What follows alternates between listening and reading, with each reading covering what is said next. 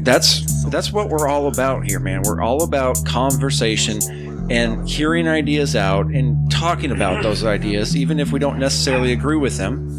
Because how are we going to find the answer if we don't figure it out? Yeah. There's only one way to figure it out, and that's to have a conversation. We have our first live podcast on March 20th at Divine Wines. Much fun. So come on down and join us March 20th. Divine Wine, we'll be there. You'll see it on our Facebook, so follow us on Facebook, at Salt of the Streets, all the good stuff. Welcome to the Salt of the Streets, coming at you every week with this food for thought. Hope you ready to eat. With everything going on in this nation, we need some information, and that's why Salt need to be stationed in your rotation. With real talking, real topics, real people, real problems. Think we need some help to solve them, and leave it up to Colin and the Donovan, because that's what's that? Oh, let's get ready. And just like a red, white, and blue phoenix rising from the ashes of political bipartisanship, we are back to Salt of the Streets podcast. This is Saturday, February 22nd, 1:25 p.m., episode 79. Happy birthday tomorrow, baby. Happy birthday in the future, in the past, to Jordan Phillips. You are amazing. And welcome back, everybody, to the Salt of the Streets podcast, your one and only source for social and political commentary on all the weekly news, pop culture, and sports that you can handle. And the best part about the whole deal is all built from the ground up for people like you and me, the everyday normal person. So come down and join us as we discuss life, liberty, and the pursuit of happiness, and continue our endless efforts to bridge the gap between people and information. As always, we are your hosts. I am Colin. I am Donovan. And that is never not a mouthful. Got him, though. Coming up on this week's show, we got just one big old grab bag of awesomeness coming out your way. There's been so much happening in the last couple weeks. There's some stuff that we've been meaning to get to for the last couple months. There's all sorts of stuff. Got some personal shit. We're just going for it today, I think. Yeah. It's very therapeutic. I mean, the podcast, at least for me, is always a highly therapeutic endeavor. Very much, and this one is going to be even more so. Yeah. I concur. Most of my show prep over the last 2 weeks has just been the daily grind that me and you kind of always hammer out. Mm-hmm. And then I come home and I'm involved in the YouTubes and the C-SPANs and reading articles. I haven't pulled the trigger on it yet, but probably by the end of the weekend, I will become a paying member of Commentary Magazine. Words. How much is it? I think it's for the actual hard copy edition plus the digital stuff. I think it's $29.99 a year. That's a fucking really good deal. Yeah, and you get 11 magazines a year. They don't do one, I think, during the very Rosh first Hashanah month or whatever the fuck. Yeah, I don't know. I'm not Jewish, so it's hard to follow. Some Jewy holiday. He said Jewy. Fuck you guys. But yeah, no, it's but I really like. I hate to say it, but I like to read the articles because there's no kind of false assumption on who they are or what they're trying to do. I read them when they're on Twitter and stuff like that. I've read some of their articles. They're really interesting, man. And sometimes I like to read the authors that aren't on the podcast. Mm-hmm. Like I'll read anything from Noah Rothman or John Podhoretz. I love Noah Rothman. He's very interesting. Noah Rothman is my spirit animal. And I don't know that anyone's ever said that about him, but if I met him in person, I'd tell him, like, you got to put that on my Twitter. Spirit animal, dog. Like, this straight up. Oh, my. Yeah. So do it right now. At Noah Rothman, I'm sitting down on my podcast, and I have stated that you are my spirit animal. Yep. He'll be like, well, that's what kind of animal? You know? But anyways, I have a good time. And they got a lot of different contributors that aren't on the show. And it's Noah Rothman. They're really interesting. I'm here recording my podcast, Salt of the Streets Live, with this man right here, Big Bird Offie. And I'm telling you, you are my spirit animal. Was that a Twitter video? Yep. I don't think I've ever done Twitter videos. My wife's been trying to get me into the Snapchat, or not Snapchats, TikTok. TikTok. You ever seen TikTok? I have. I get about 5 TikTok videos a day now sent via text message from her. And I think I've actually participated in 1 or 2 of her TikTok videos. But she got on there like a week and a half ago and she's blowing up. She's killing it out here. It's very strange. It is it's like the social media where nobody else, like you don't want to be on any of the other social medias. It's like the anti-social media. It's very strange. There's a lot of like not negative shit on it, which is very interesting. A lot of it's just people doing weird, funny stuff. Yeah. There's a whole like lip syncing portion of it that, Right. and it makes for some really interesting stuff, man. I was watching a couple of them on her phone. She was showing me yesterday of people Because TikTok taking, like, bought Musical.ly, right? I don't know. Is I don't even know who owns TikTok. I know it's a believe- Chinese company, I Yeah, I think. believe that's the story, is that TikTok purchased another company called Musical.ly, Mhm. which was essentially just the music form of TikTok, where you would use a song, you know, Okay. and lip sync to it and stuff. That's like what Musical.ly was. I think that TikTok purchased Musical.ly. I wouldn't be surprised. They seem big enough. Good Yeah. Lord. It seems like a lot of fun. I'm not going to lie. And I can almost see, I'm trying to build out a purpose of it so we can utilize it for the podcast. If our job was doing this, I would TikTok all day stupid shit that Dude, we were I doing. know. But I wish like I could just, I went to also work, you know, in like a factory. Like I'd actually yeah. work at TikTok in a factory, you know? so much. So much. I know where you work. There is nothing but characters there, man. That place is a reality show just waiting to be filmed. Should I just start secretly TikToking people? I don't know. We'll get into some weird. That way, when you run for state rep, you can have all the NDAs that Mike Bloomberg has. Exactly. I'll release 3 of them, though. You'll release 3 of them, and then that's not going to mean shit. Oh, I forgot the tirade I was going to jump on. I don't know, but before you do, if you please. want to see that Twitter video that I just took, you can see it on my Twitter at Salt of the Street or Collins at Big Bird Offie. We also have our Instagrams, and I'm at alpaca_Donovan on Instagram. He's at Big Bird Offie on that as well. We have our Salt of the Streets Instagram at Salt of the Streets, our Facebook at Salt of the Streets, our YouTube at Salt of the Streets. All this you can find saltofthestreets.com. Also, our intro theme song is done by Upper Left, and I was listening to them the whole way here. Upper Left is throwing some nasty shit right now. They are Definitely. they're just making incredible shit, and pay these fucking men. Pay these fucking men. Like, I don't understand why they still have to have regular day jobs. Just pay them, you know? I don't know. Their shit's too good. I'm impressed every time. That's so weird. I need to update something going on here. Noah Rothman is not coming up in my ads. Uh-oh. Fucking shadow banning. That happens sometimes. We'll just get a nice little lovely blank old retweet there. There we go. That's all right.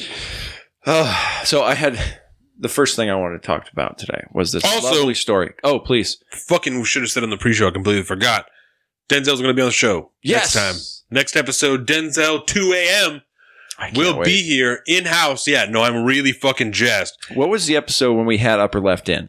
That was 16. 16. 16. What? Yeah, Wow. I know. Wow. I know. I can't even comprehend. It's like Yes. I've spent a lot of time this week contemplating the infinite nature of the universe, and that seems like that far back. Casey and Drew were on episode 11. We Yeah, just started. I know. That seems so weird. I know. Wow. All right. Anyway. Yeah, so Denzel 2 a.m. will be in the house. He's going to be here. We're going to talk about music, obviously. We're going to get to know Denzel a little bit better as a human being. I think maybe has the best voice I've heard in Ever. person. You know, like there's many people who have incredible voices, but for the things that I have heard with my own ears, not just through like music or anything like that, Denzel may have one of the best voices I've ever heard. It's I like to. I don't know why I think this, right? But because I'm not real heavy into the hip hop and rap I scene. guess I've only heard Denzel's voice through music, so I can't Yeah. really say that, but it's still one of the best voices I ever heard. Well, when he talks, Denzel. he's very. It's He's got a beautiful. nice deep baritone. You know, I think very very soothing to listen to. Yeah. Does he still do that argument thing on Facebook? You know, I haven't seen it as much lately, but I'm to Denzel, if you're listening to this, just be warned. I'm going to go through his Facebook and through that to just gather up some shit to be like, all right, Denzel, let's hash this out. Let's see where you're at. Let's argue for a minute. That's awesome. Yeah. But I always think of his voice akin to somebody like as talented as like a Chris Brown, Yeah. minus the whole battery of women Beating thing. women. Yeah. But Yeah, I'm Chris pretty sure Brown's Denzel's voice not a is woman beater. fucking amazing. Always Right. has been amazing, and that's the same kind of. I don't know, because the genres are a little different, obviously. Yeah. Chris Brown is a little bit more of the poppy aspect of it. I don't get that feel from Denzel. He's much more R&B in his feel. But we forgot both of our announcements on the pre-show, so we're going to have to do some type of live video before I leave here. Just a quick one. Oh, word. About the live show and because we can tell people again now that the episode after Denzel is going to be here, we have our very first, live podcast scheduled for March 20th, right? It's a Friday. It's the day before our usual show. If you want to show up, it's going to be at a wine bar called Divine's Wines in Kingston. It's in downtown by the ferry, right? That it's downtown Kingston, right? Is that what that's called? It's about as downtown as you can get. It's about 5 blocks, Kingston. So yeah, about if it's pretty small. Yeah. So it's in downtown Kingston. It's down by the ferry. Divine's Wines. It's going to be awesome. We're going to be there. We're going to do a show. We're going to allow people to sit down and have some conversation with us. We're going to have a set topic list for people to come out. And so we'll have, we're going to definitely talk about local gun laws that day. I think that's going to for sure be a topic that's there. So, that's one that you can count on. We will likely talk about the state of the primaries and stuff like that when we're there, but we will at least 1 week in advance, probably when Denzel's on, we'll have, a almost finalized list of topics for what we're going to talk about on that day. Just so things don't get too off in the weeds, we don't get any crazies or anything. We're going to give everyone 5 or 10 minutes, to come down and talk to us and listen and try and just let's get have a better understanding about what's going on. Yeah. So it'll be a really good time. We'll talk more about that. As we're leading up to it. Obviously, we're going to get the event set up, start sharing it on Facebook, Divine's Wines, get it all pimped out. Ginger Ninja Morgan herself is the mastermind behind the Salt of the Streets live show that we did over there. She's the manager. So we're going to have it's going to be so much fun. It's going to be crazy. There'll be swag available. Yeah. We'll have some shirts and stuff down there. We'll have shirts there for purchase and then some order forms for sweatshirts and stuff that they can order. And I'll get them ordered and made up and everything. And I'll drive them to your house. I'll mail them to you for $5. Any of these things I will do for you. If you're local, I will drive that to your house for no cost at all in my brand new, well, it's not brand new, but brand new to me in my new Toyota Tundra. I'll drive it right to your house. Tundra. Drive it right to your house. I love the fact you got a nice big truck. V8, baby. We will talk about that, later in the show because it was nice to get, but it was not planned. It's not what I wanted. I wasn't happy to be there purchasing it, but for a terrible situation, it turned out about as good as it could. Oh yeah. And now you got a mean looking rig. And Dallas Howell at fucking, what is it? It's Hazelwood, West Hills, Chrysler, Jeep, Dodge, Ram. It's Bremerton, right? Yeah. Over there by the it's Auto in West Center Hills way. Autoplex, yeah. Because there's I think 10 different car dealerships just in that plex. And so the one that he works at is at the very top. It is Hazelwood, West Hills, Chrysler, Jeep, Dodge, Ram. I just drove by there on Wednesday and Thursday. They did incredible things for me, and we can just start here, I guess. We can talk about our terrible weeks and give a little therapy session to start out. So Jordan and I were going to wait to buy a car because I am 25 and I fucked around when I was a kid and racked up a bunch of debt, and we had some medical debt that we had to pay off and stuff that went to collections that we had to just put on a credit card just to get it all paid off, so we weren't dragging thousands of dollars around with us. Well, I mean, not that we're not now, but at least not in collections. And then having a baby and having to get a credit card to help build stuff, and there's any number of things, that led us to this point that we're like, well, we'll wait one more year and we'll save a little bit more money and we'll, get some of this debt knocked out and then we'll buy a car. And, I, had that oil leak in my Land Rover for just fucking ever. The crack in the windshield was starting to get farther and farther and farther across the top because of the cold and the heat all the time, and I got to get you hooked up with my insurance company. I got amazing glass coverage that I don't pay that much for. Word. Brand new windshield, $50. What? It's amazing. Wow. How often do you get those cracks? Dude, all the time. And a new windshield, especially on a newer vehicle, hundreds of dollars. Yeah. If not more. Yeah. But I'll hook you up. And so, that happened. And then I don't know if I told you the other window broke in my car last Sunday. I was taking the dog to the Blue Collar, this dog salon they have like a self-serve dog bath thing there. So I was taking the dog in there because the dog doesn't like to be in the bath. She'll jump right out. And it was too cold to bathe her outside. So we took her in there. Super good deal and everything. But on the way there, I rolled the window down for the dog, and then I went to roll it back up and it made it like halfway up and bam! And then it fucking dropped to the bottom of the door. And I was like, well, fuck me, right? So I turned around and went home and I, fucking took the door panel off and some gear, I don't know shit about windows, but some gear fucking fell right off and was just sitting in the bottom of the door. And so I tried to lift the window up and it wouldn't stay up. And so I had to just shove it up and then I cut a stick and wedged it, kind of like a 1x2 and just wedged it underneath the window to keep it up. And like 2 days later it slipped out and so I had to fucking winch back up. And then on Thursday, I went to go and get lunch. I went to go get some BK Nugs. And on the way to Burger King, it's like a 4-minute drive and back to Burger King. On the way there, I was hearing like this tapping and I was like, oh, maybe I just need to like put oil in my car. If it starts to get low, you can just hear it more. It gets louder. So I was like, well, maybe I just need to put oil in, like in the Land Rover.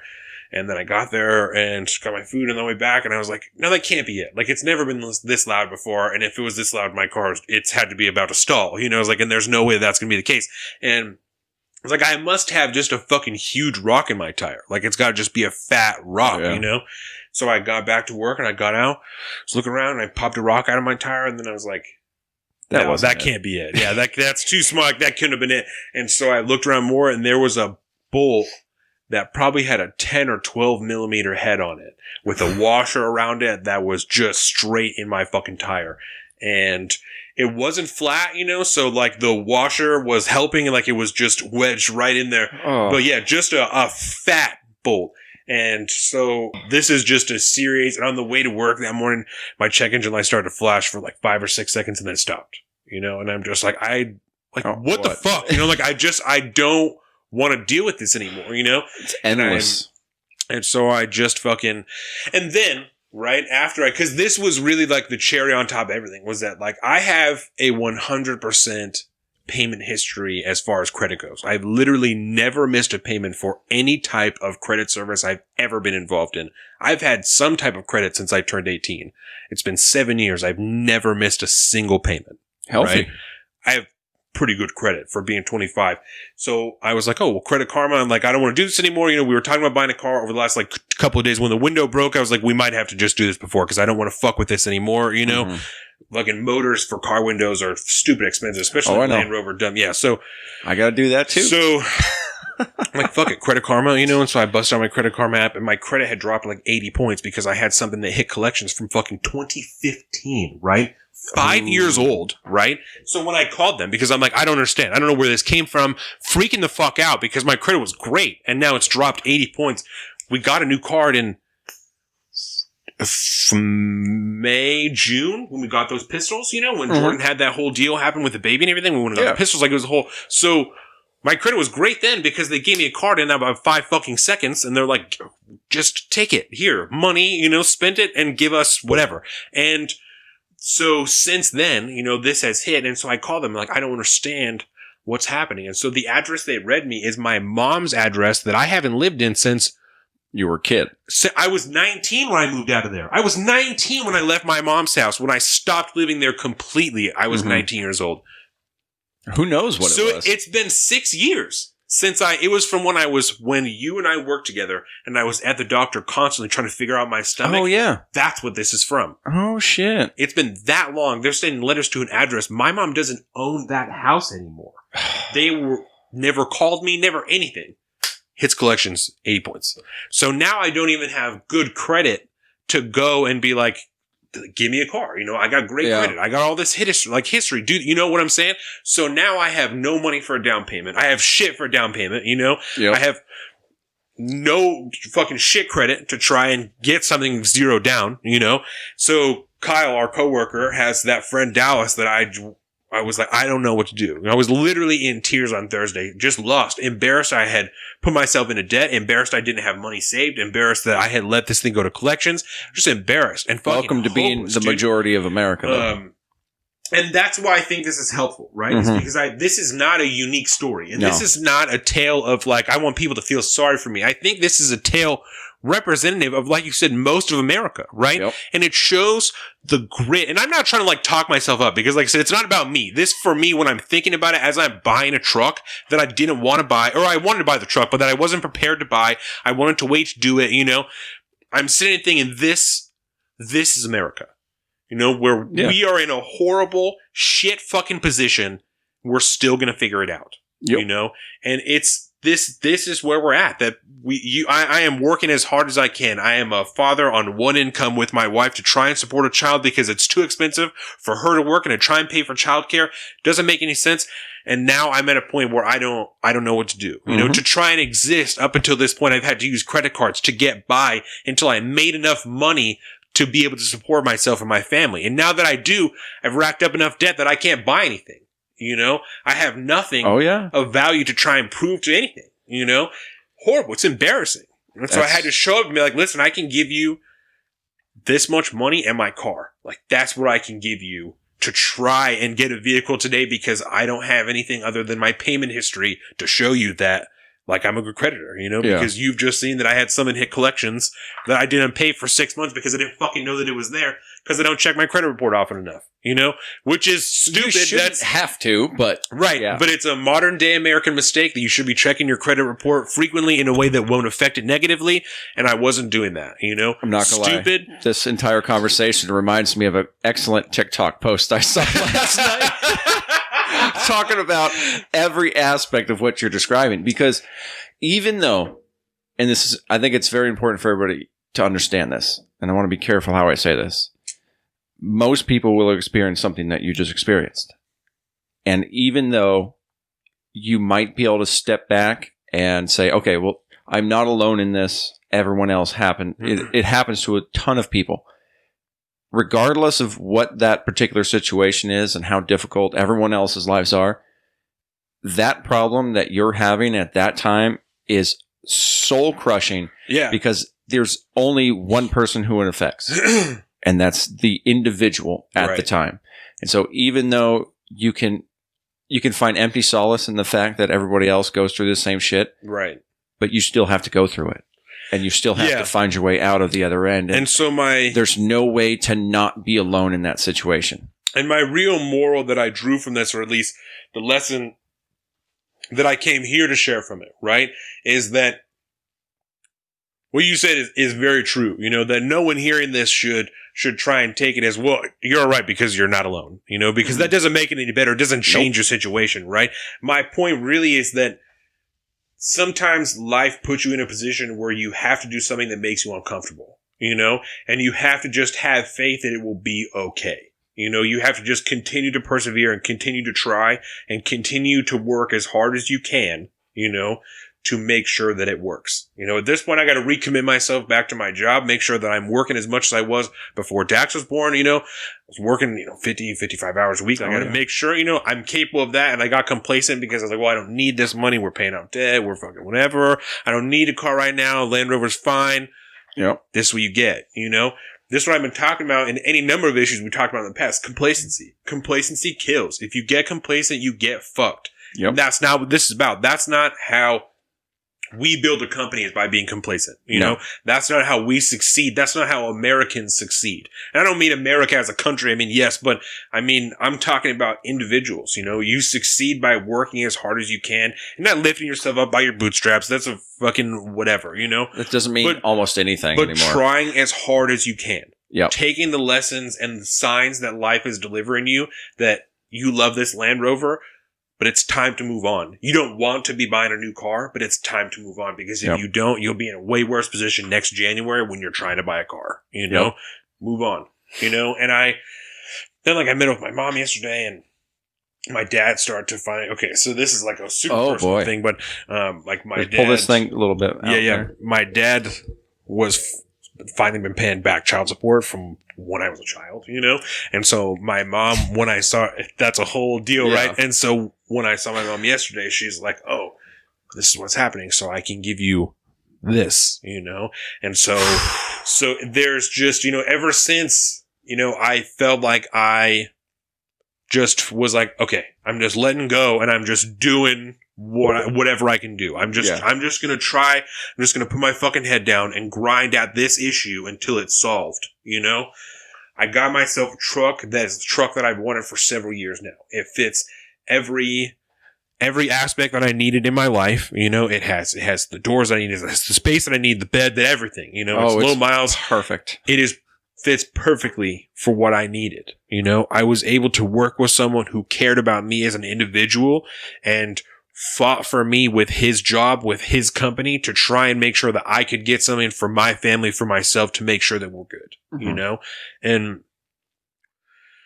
there's just no way to overvalue that, you know? And so I want to give another shout out to Dallas and everyone who was there, you know, and I don't, whatever. Shout out to fucking Dallas, dude. I know that dude treated me like a human. He listened to what I had to say. And I feel like as a grown man, when another grown man, especially my size, tells you, I was in tears earlier today because I'm so fucking lost. Like, it hits home that you're like, oh, fuck. Yep. Like, this guy's in a bad way. You know, he needs help. And maybe odds are Dallas at one point would have probably been in that a similar a situation that felt the same. Yeah. We'll say that. And I was talking to Kyle before I left, and I was crying at Kyle's desk. I was like, I'm embarrassed. I was like, I'm embarrassed that I'm in this situation where I feel I have no options, where I have to just go and tell someone, just give me whatever car you'll give me because I can't get anything. I just need a tool that goes from A to B. And Kyle's like, you need to give yourself a break, man. He's like, you're 25. You know, when I was 25, he's like, we were scraping. We were scraping by, you know, he said, and then I had to have brain surgery.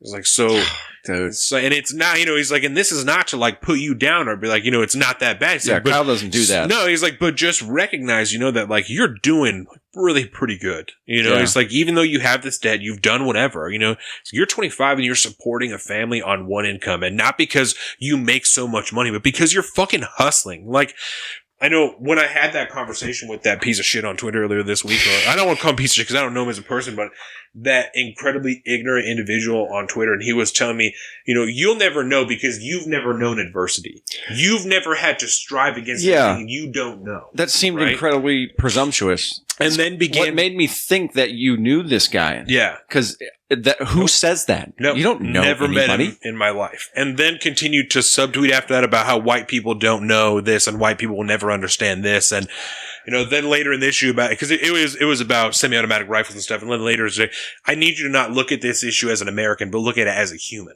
Yeah. You know?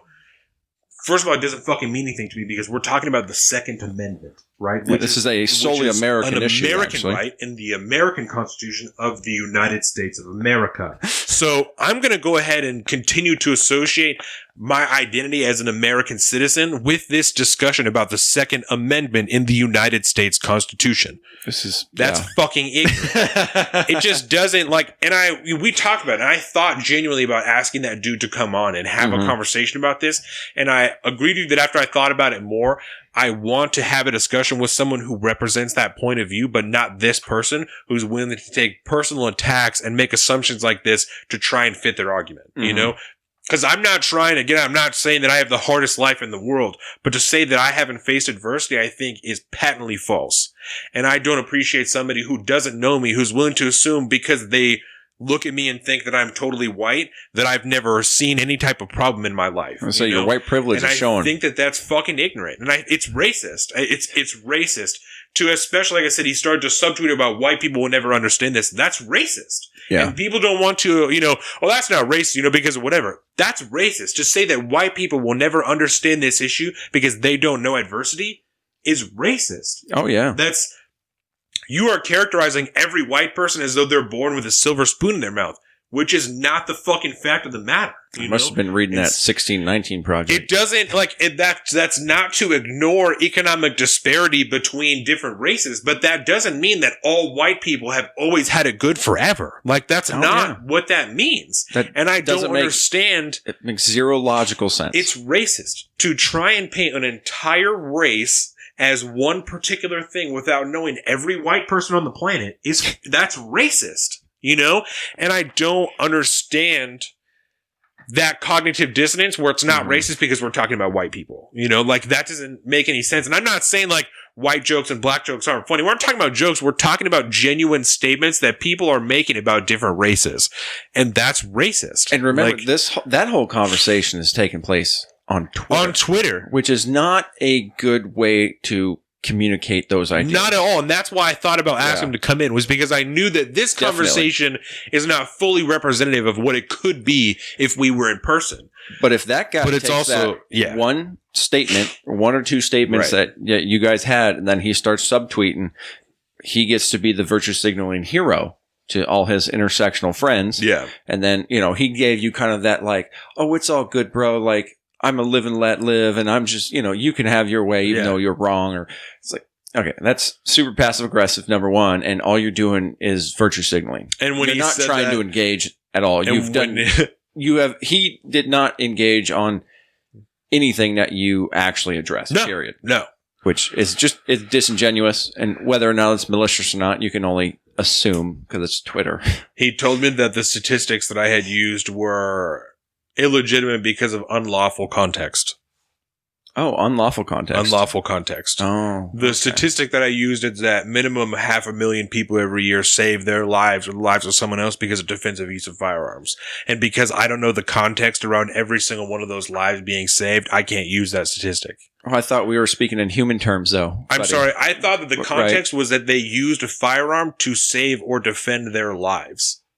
Yeah. Is that not the context in which we're talking about? Like, I'm not sure what other context, and I'm not trying to take shots at the guy now that he's not here and we're not talking, but I don't understand what's uncontextual about that, Yeah. You can't have that conversation on Twitter. There's no way to do it. That doesn't, and that's why as soon as he said that, I stopped. I'm like, that's fucking ignorant, that I'm telling you that minimum 500,000 people every year are defending their lives in the United States with the defensive use of firearms. But that's uncontextual, so it's not important, Well, it's illegally uncontextual.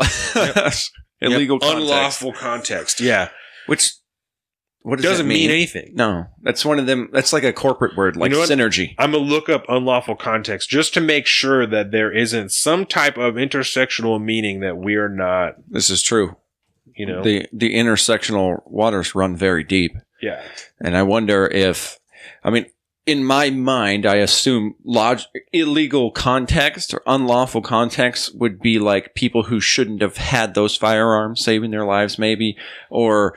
In which case, I don't totally give a shit. If you should have had it, but you're protecting yourself and not attacking someone else, I don't super give a shit. On the grounds that he laid out, thinking not as an American, but as a human, then there is no such thing as an unlawful context when you're talking about whether a life of a human is saved or a life of a human is not. No.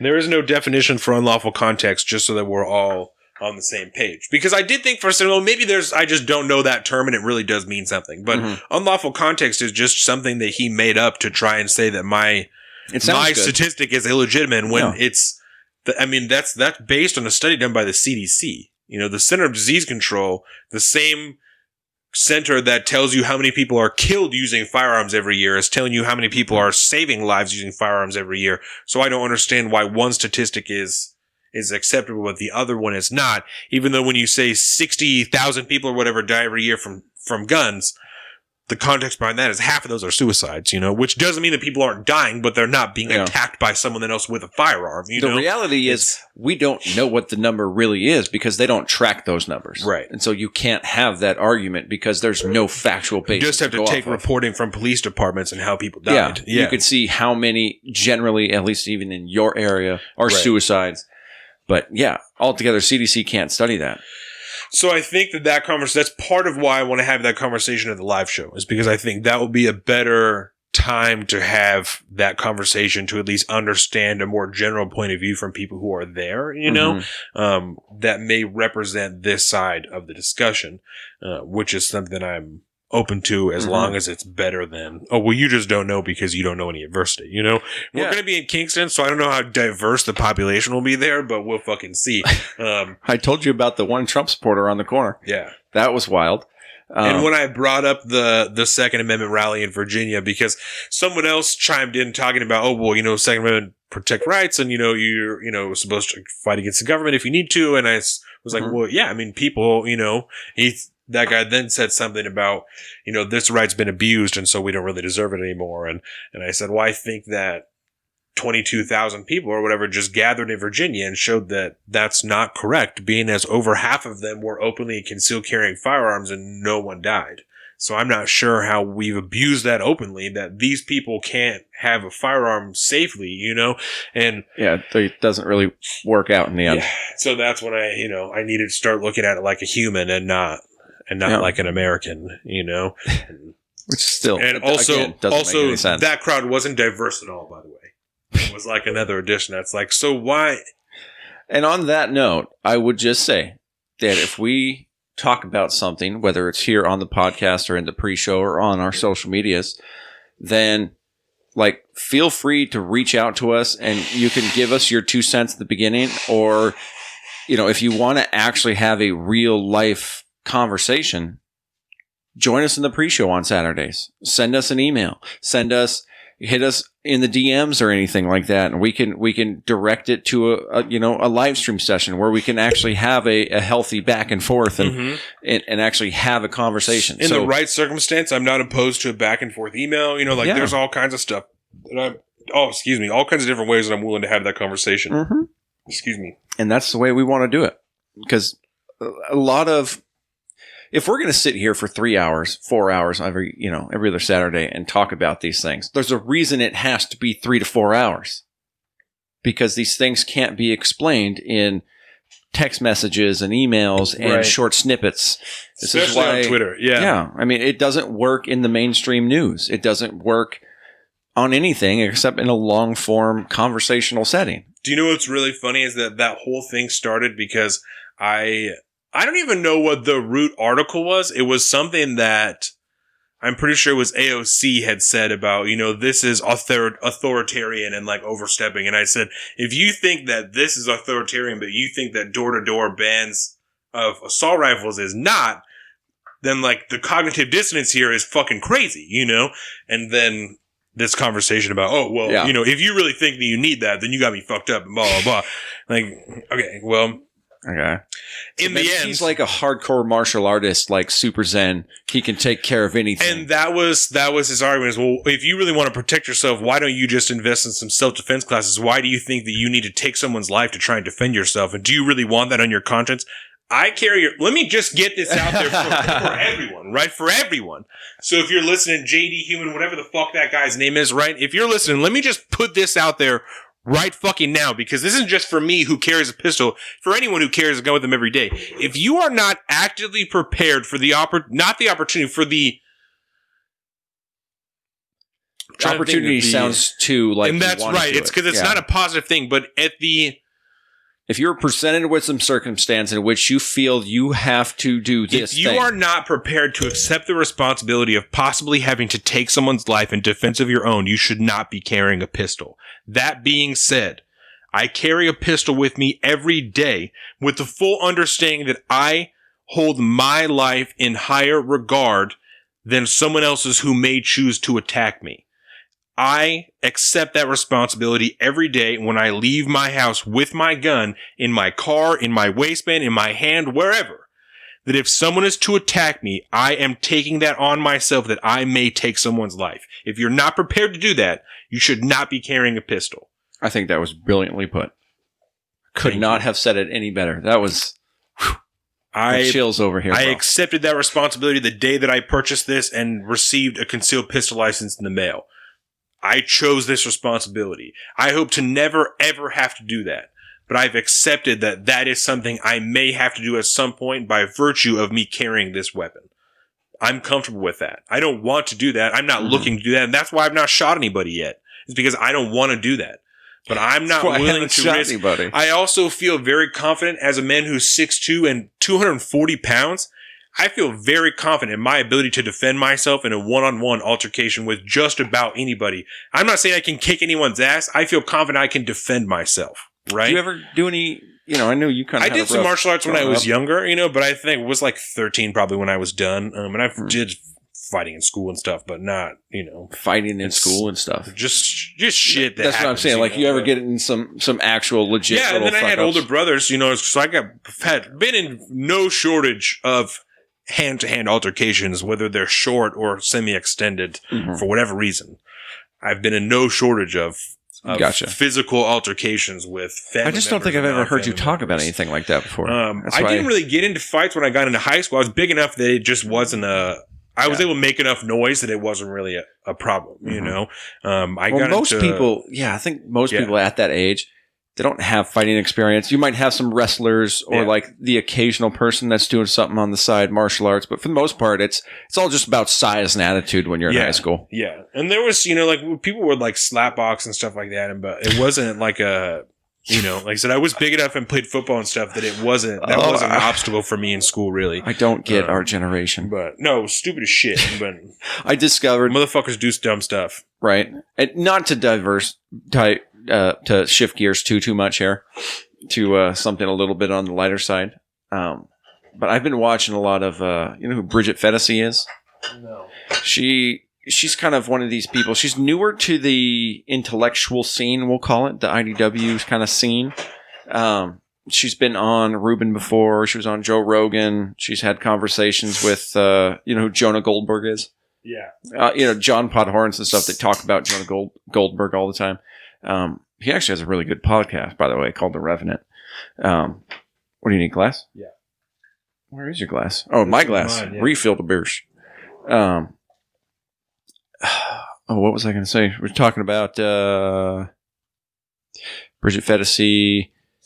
Self-defense. Oh, man. I was going somewhere with this. Personal protection.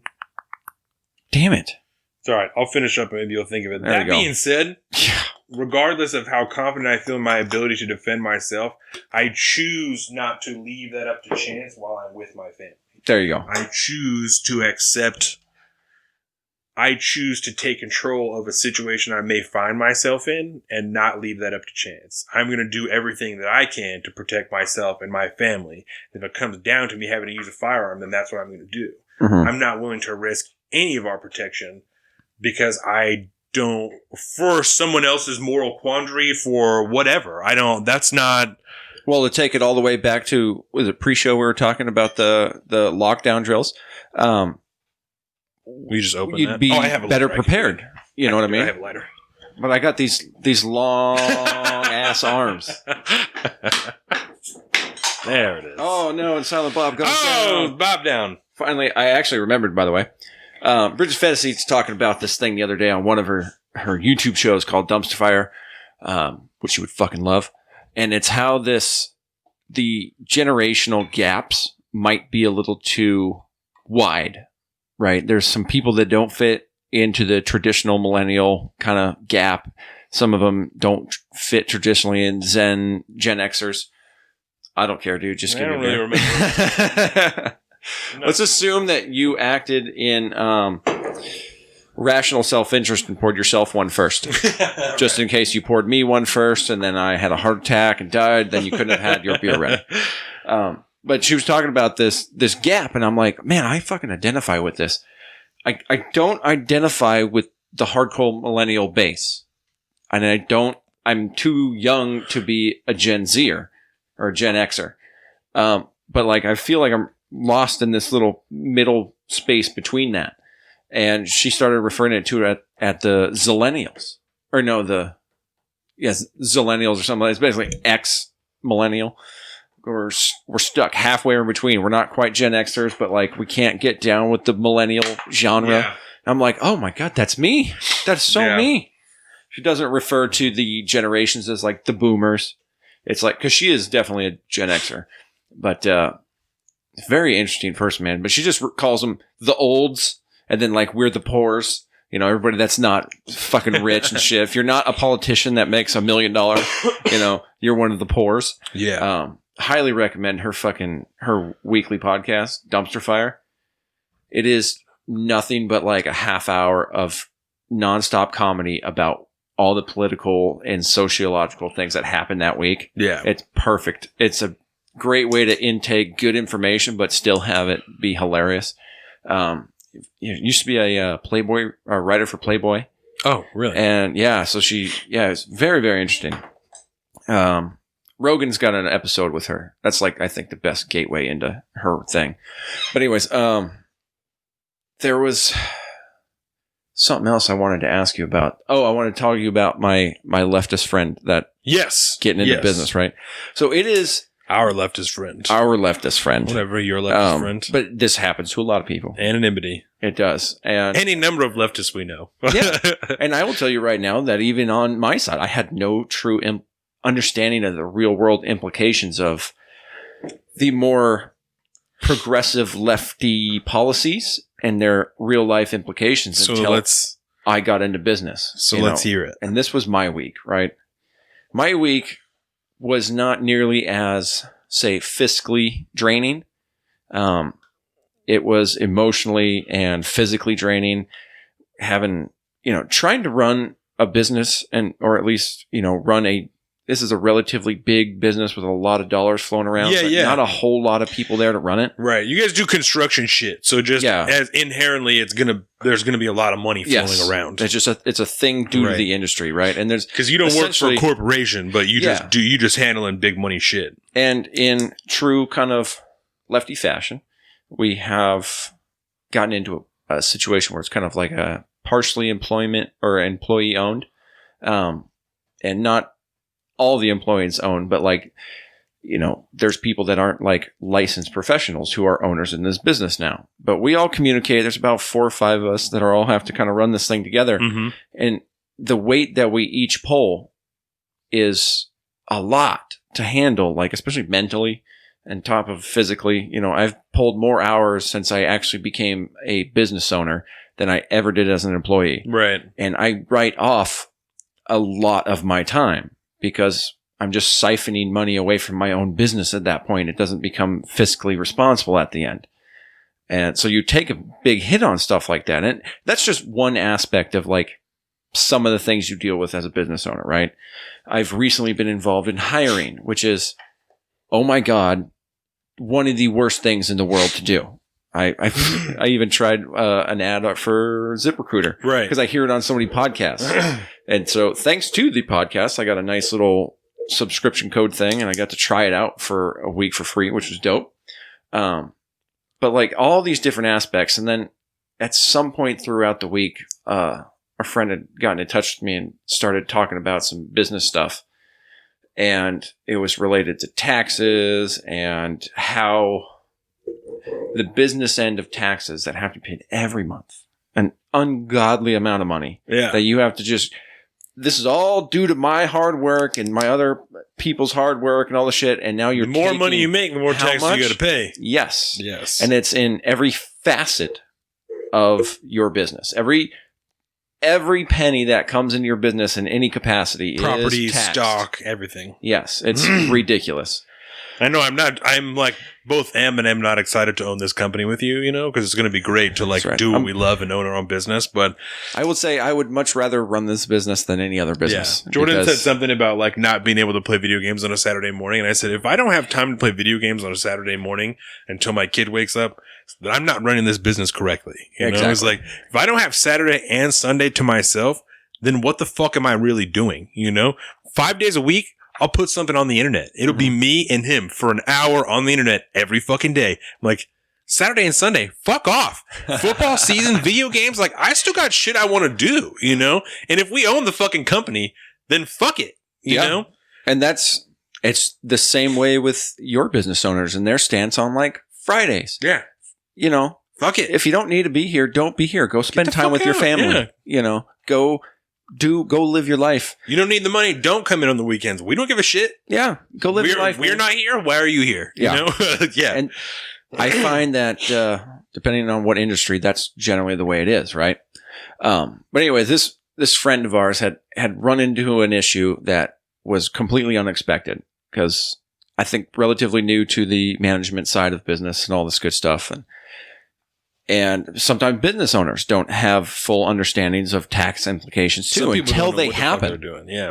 And I think, she had come up to me with a change in how they run things how their employees are compensated and stuff like this. And I started to think about it. I was like, man, that is tough. It's a tough pill to swallow as an employee, but it is a tougher pill to swallow if you're a manager or an employer.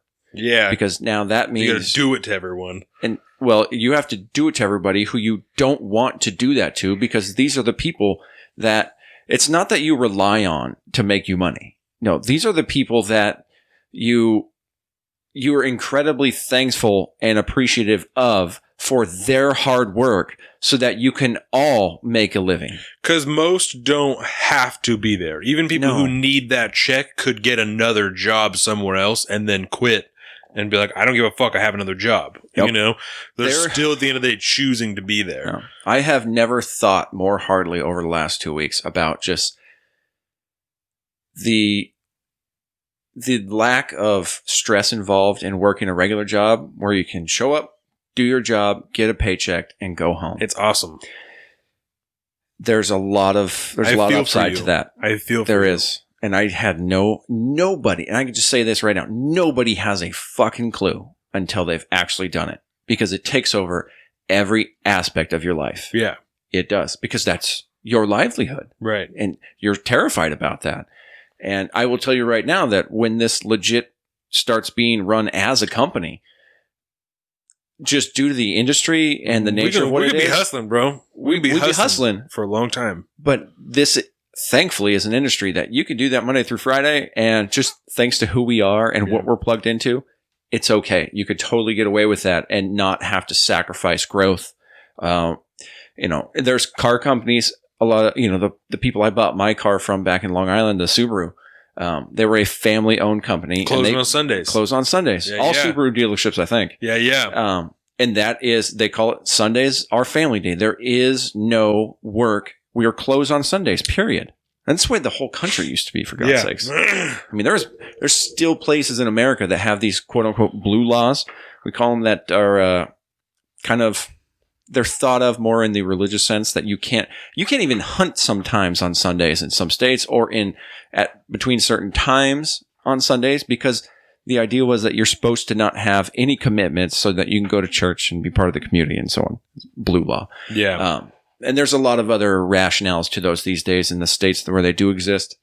But there's still laws like that on the books today. But when a private entity, a guy or gal or whatever, who owns this business entity that employs people, can make that call. That's their freedom of choice to do. Right. And by having to essentially be forced to run your business in a particular manner, to treat your employees in a particular manner that seems fair on paper, is oftentimes one of those, the road to hell is paved with good intentions things. And so what was it this time? Are you able to, without, We'll just say it's a restaurant industry issue that involves tips.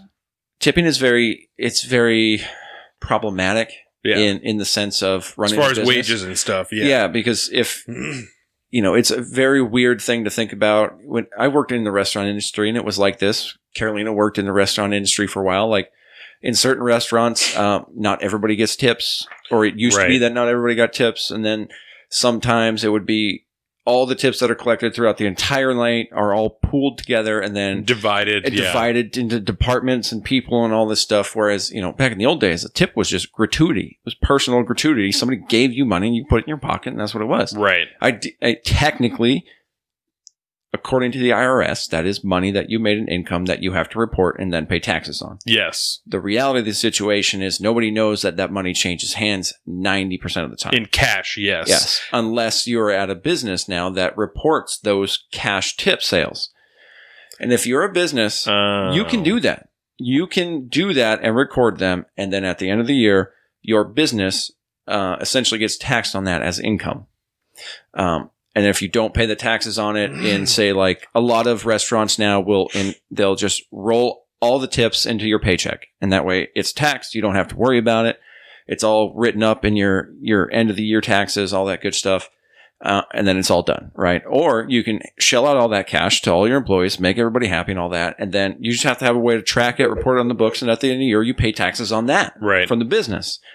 And I don't know if there's technically a right or wrong way to do that, but I think in this particular situation, this was a business owner that was trying to do the right thing and for their employees, and ultimately found themselves as the homeowner or the business owner being liable for that decision at the end of the year. And it really, really hurts the overall bottom line.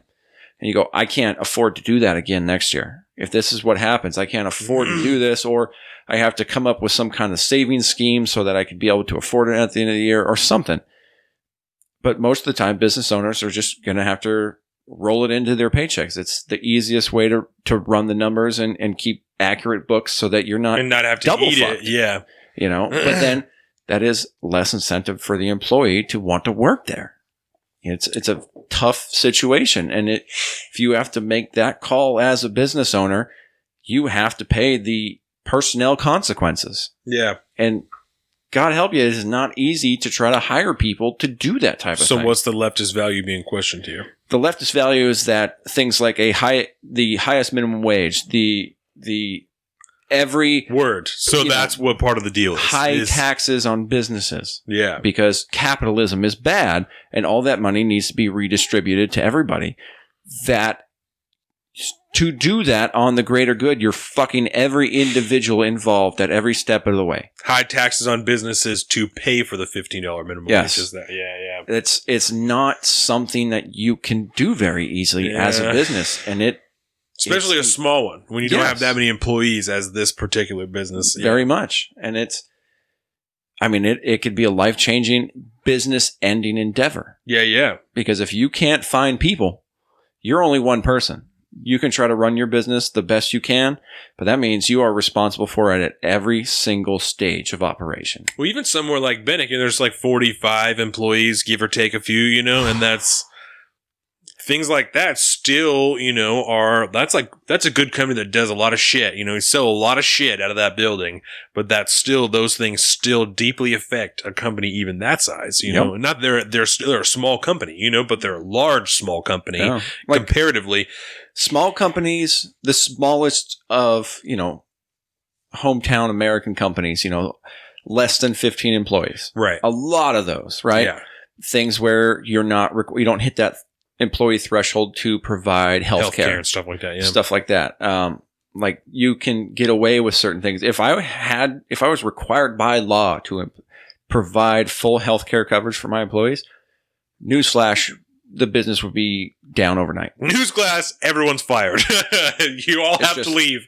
You could not afford to operate, You just could not do that. There's not you're taking so much out of the business that it fails to be sustainable. Yeah. And that's why people like Mayor Bloomberg are running for president right now, because they see all this, for lack of a better word, retarded thinking. And I mean that in the objective sense retarded of thinking. Slowed down thinking about how this works and not understanding how that truly affects the end game. It's not something that, it seems, that's why I say everybody up on the stage is insane, because everything they're all talking about will not fiscally be able to work. There's not enough money to do all of these things. So let's talk about that for just a second, right? Please. Because a lot of people, and I don't know that much about healthcare, right? I really don't, because it's super confusing. I understand, kind of the general idea enough to have a conversation, but as far as like breakdown of costs and stuff, that's not me, right? So let's put it this way. I'm relatively familiar with it. I know you have. Yeah, I remember. I've been trying to bring healthcare coverage to my company since the day I became a person with stakes in that company. Yeah. I feel it's important enough to try to get to that goal.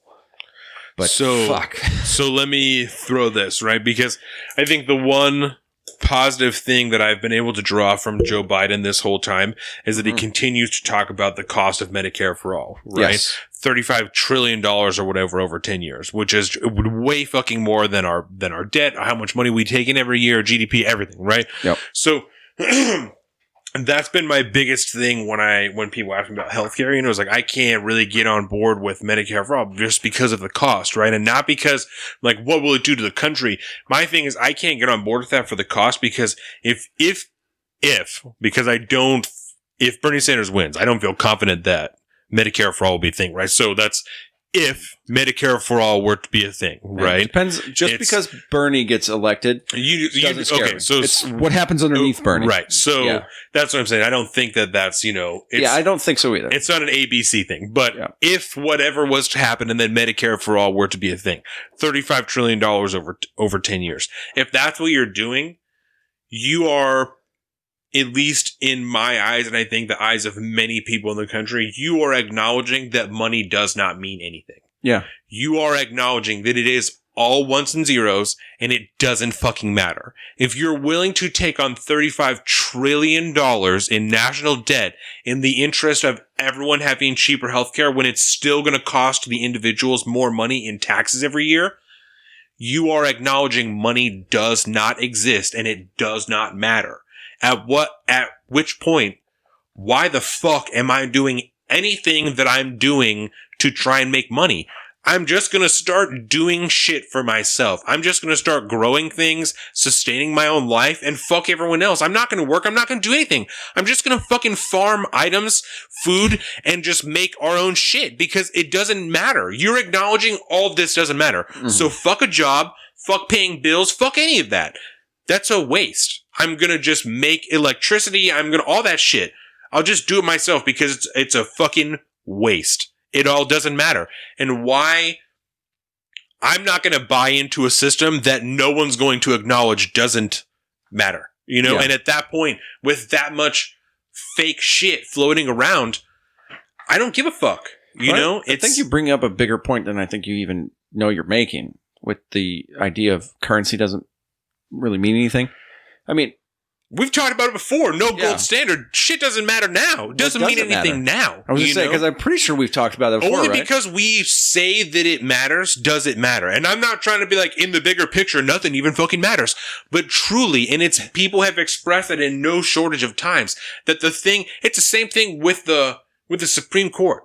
The thing that gives the Supreme Court its power is the people's willingness to abide by what they say. Yeah. They don't have an army. They don't have a police force. They don't have anything. Nothing. 9 motherfuckers in robes. That's what they are. Deciding what we're going to do as a country. Only because we decide that they can do it and that we follow that do they have any power at all. And that's why it's so important in America, is because we are the country that's done that for longer than pretty much anyone else. Is have an independent body that we respect and abide the rules by for this whole fucking time, And it's the same idea. It's only because we continue to work for money and spend that green shit, the paper, that it means anything at all. It's based in fabricated fucking nothing. There's no standard that it's backed against anymore. It's just shit. Which is weird, right? It doesn't whatever matter. The Federal Reserve says it is. Which is a body designed by the U.S. government to be like, create funds. Yep. Make money for us to spend and borrow and trade back and forth. And that's it, And it's because it's all based off of whatever we perceive its value to be.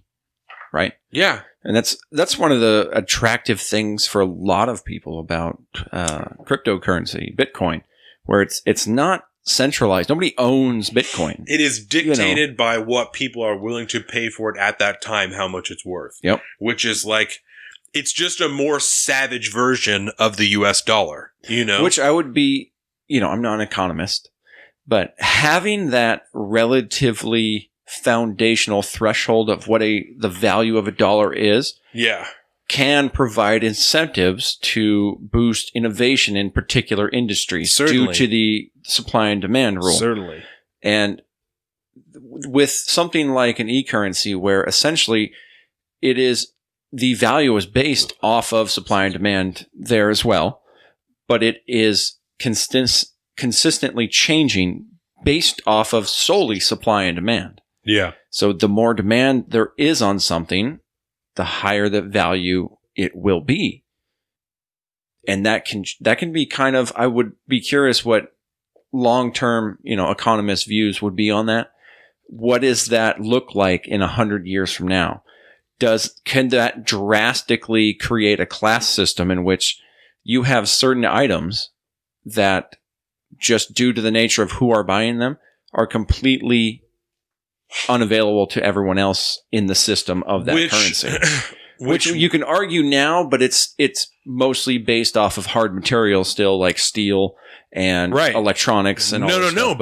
But what you're saying, and this is not, I'm not by any means trying to attribute any type of conspiratorial thinking to you, but what you're describing there, in which items of particular importance decide in a certain sense a class system, is legitimately 1984, in which people have access, who have money, have access to items like chocolate and coffee and all that shit they talked about in the book, razor blades, fucking things like that you cannot find. You're having to borrow from other people because you don't have the money to acquire such a thing. But someone shows up and they have it, and they say, oh, well, these people have it. We just don't have the money for it, so they don't bring it down here, They just keep it for themselves. Yep. And you don't know that it even exists anymore because it's not available in that realm.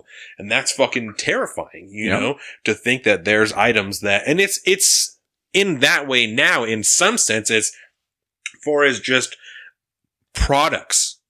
Things that are too expensive. You never had an iPhone because you don't have fucking $1,000, at least in the beginning, now they do the next programs through AT&T and whatever. You're paying $35 a month for. Anyone can have an iPhone, That's just a credit system for a fucking phone, which is something that's existed in America since someone had more money than someone else and was willing to borrow it at an interest rate, Yeah, so, that's been around since Mesopotamia, man. Yeah, forever. I gotta find. I don't think I have the book. I have the ebook version of it. It's. Did I specify in America? That's stupid. America didn't. It's everywhere. Yeah. I mean, and it's. Well, I mean, in America, it existed since one person had more shit than another. But there's the book, and I don't think like I said, I don't think I have the actual hard copy of it.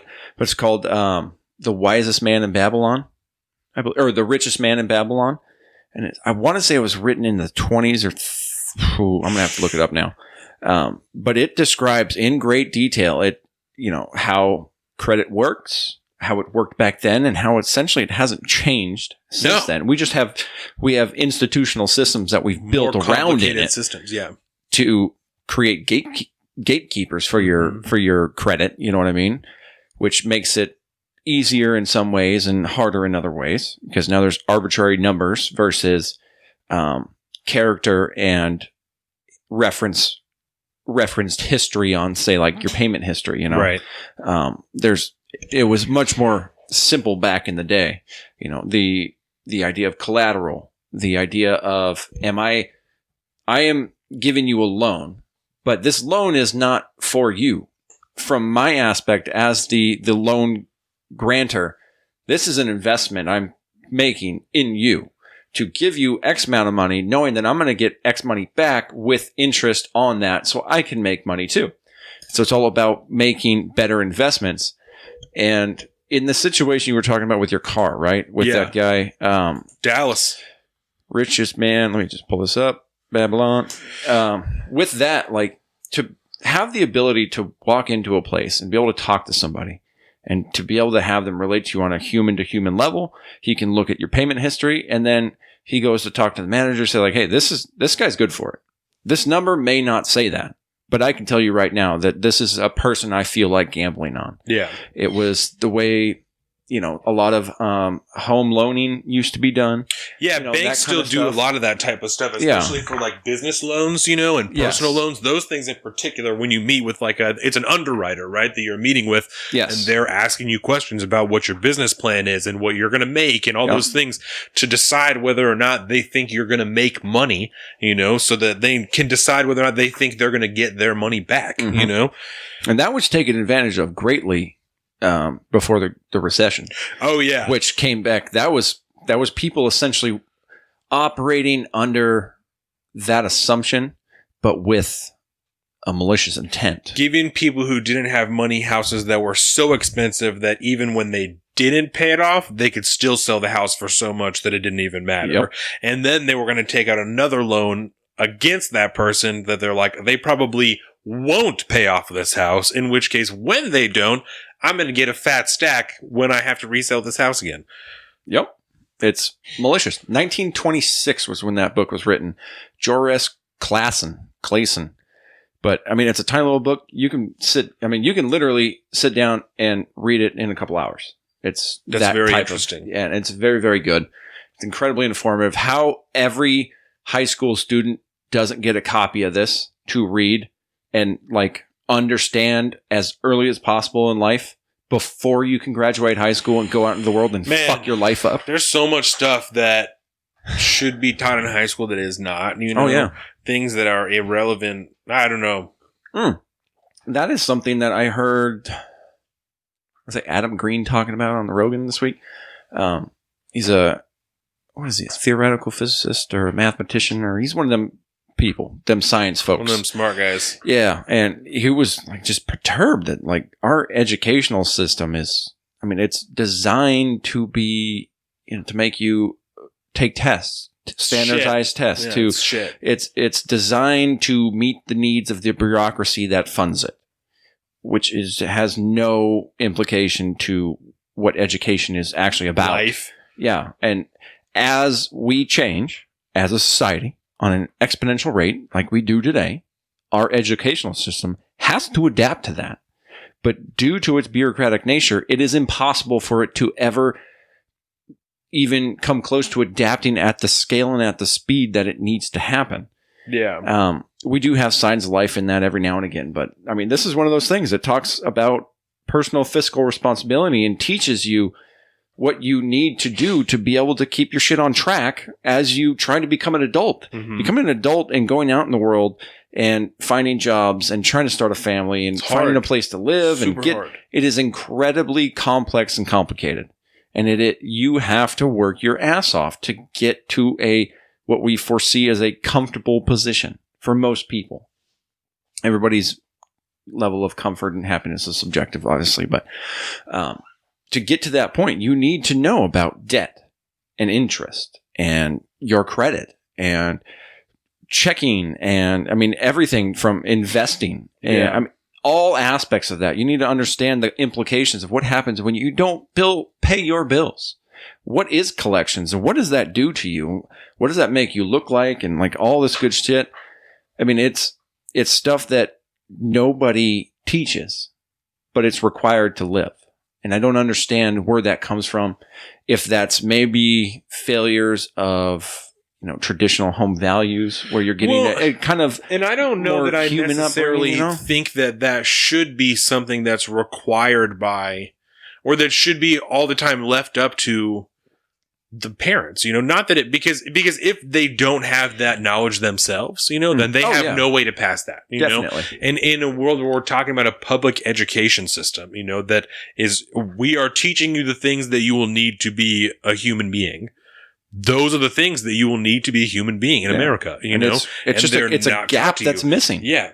Your parents are supposed to teach you emotional and human skills and how to work with people and who you are and how to cope and exist in a personal sense in this world.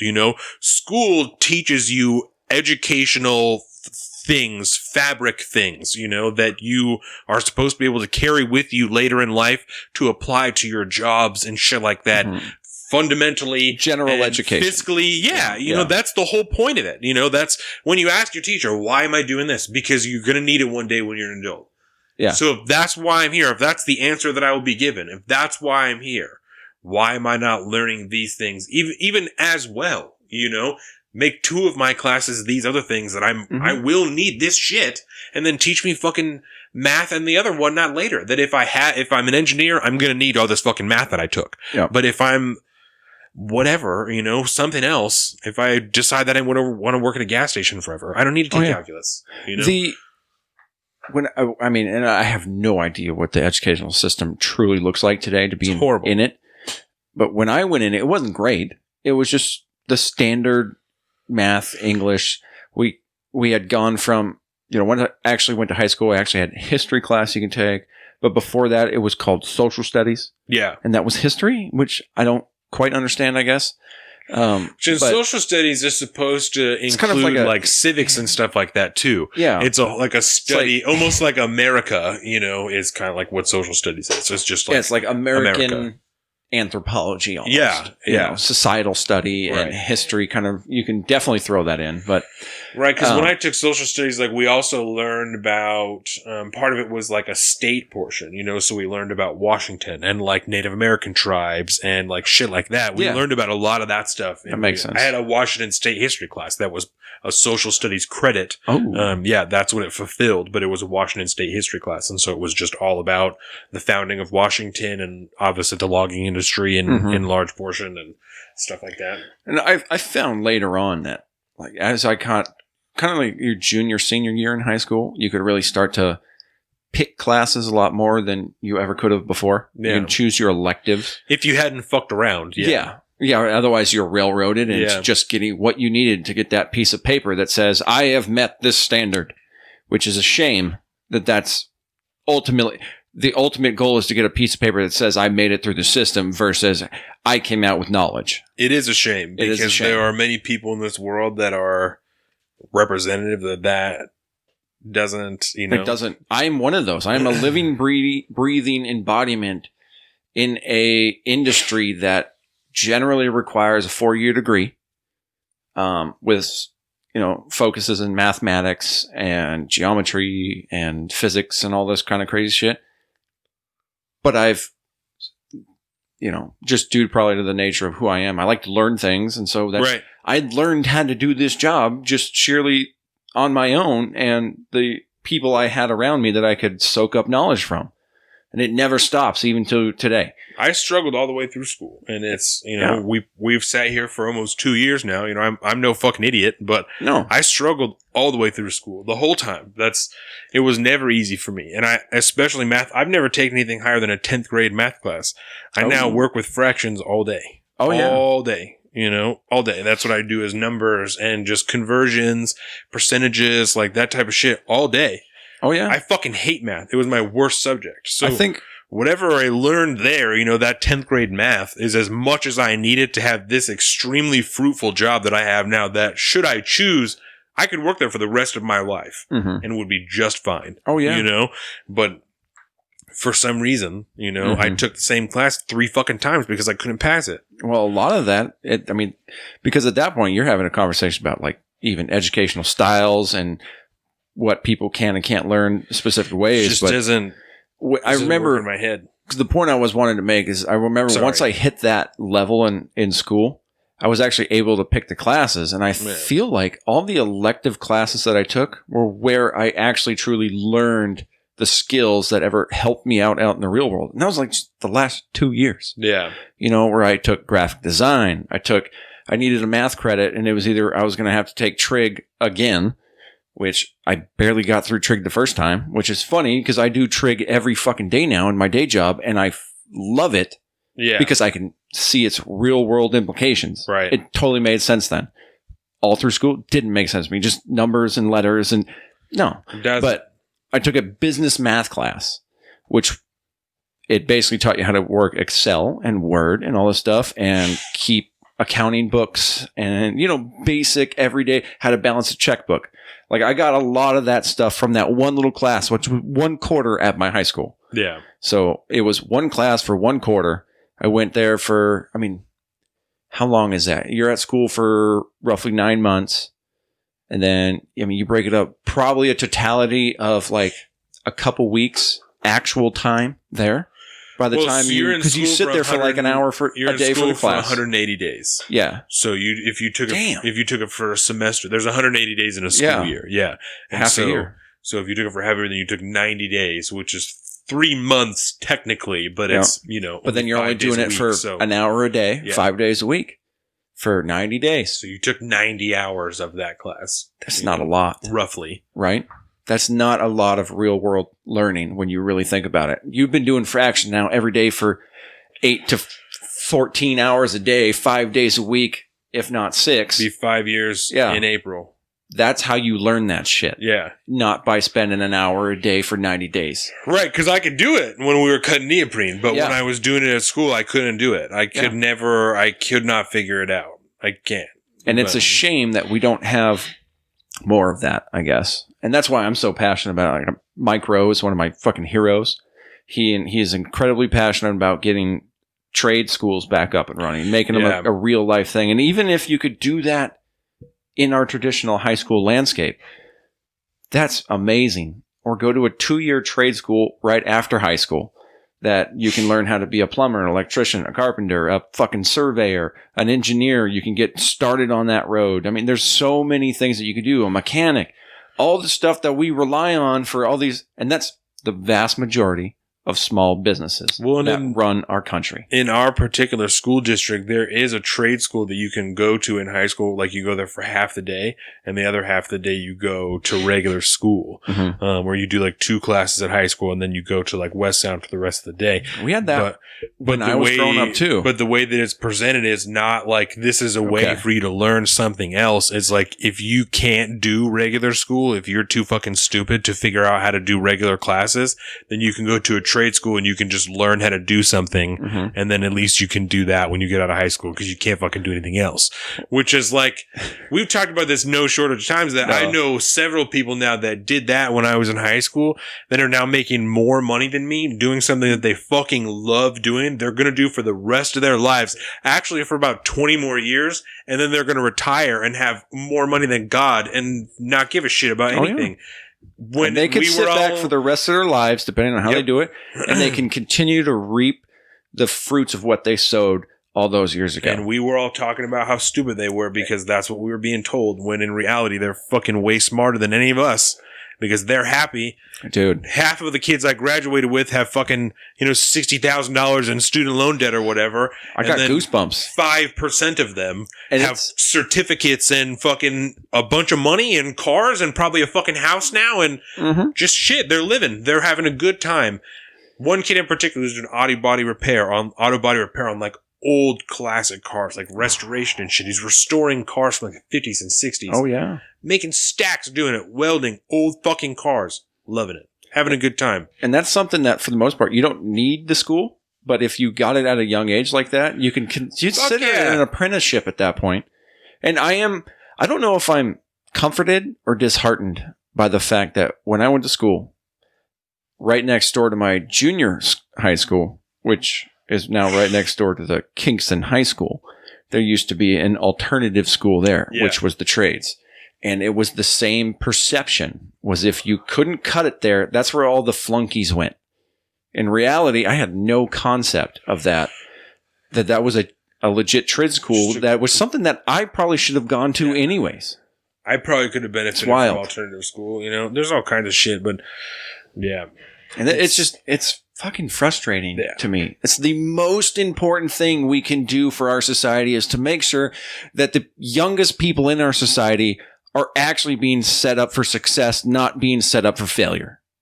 And the way we have it now, there is no way other than to see it as us ruining the future generations' lives by overburdening them in debt, by failing to educate them about what it is to live a real life, so that we train them that they are mentally thought that they have to go to college for 4 years just to get a degree in something so you can compete out in the workplace. And now you got $30,000 to $80,000 in debt.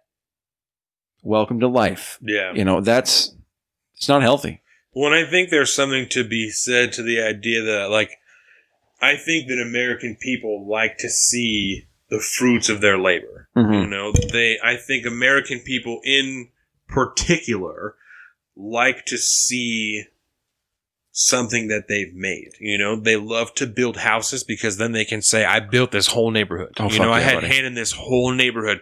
Like building cars, because they can say, I ran the whole line of 2011 Toyota Tundras. They all came out of my building. I know that I installed the windshield on at least 30% of these cars because that's what I was doing on all these cars that whole time. You made the tiny little hand splint for that infant kid who, if he continues to do whatever, probably has a better shot at having a better life now because of your labor that you did. People, I obviously have not traveled the globe, so I can't make this as a definitive statement, but I think in particular, American people like to see the effect that they're having on the country they're living in. And so when you're doing something putting up power lines, cutting down trees to build neighborhoods, whatever the fuck. You're doing something that is actively affecting people around you, even if you don't know them.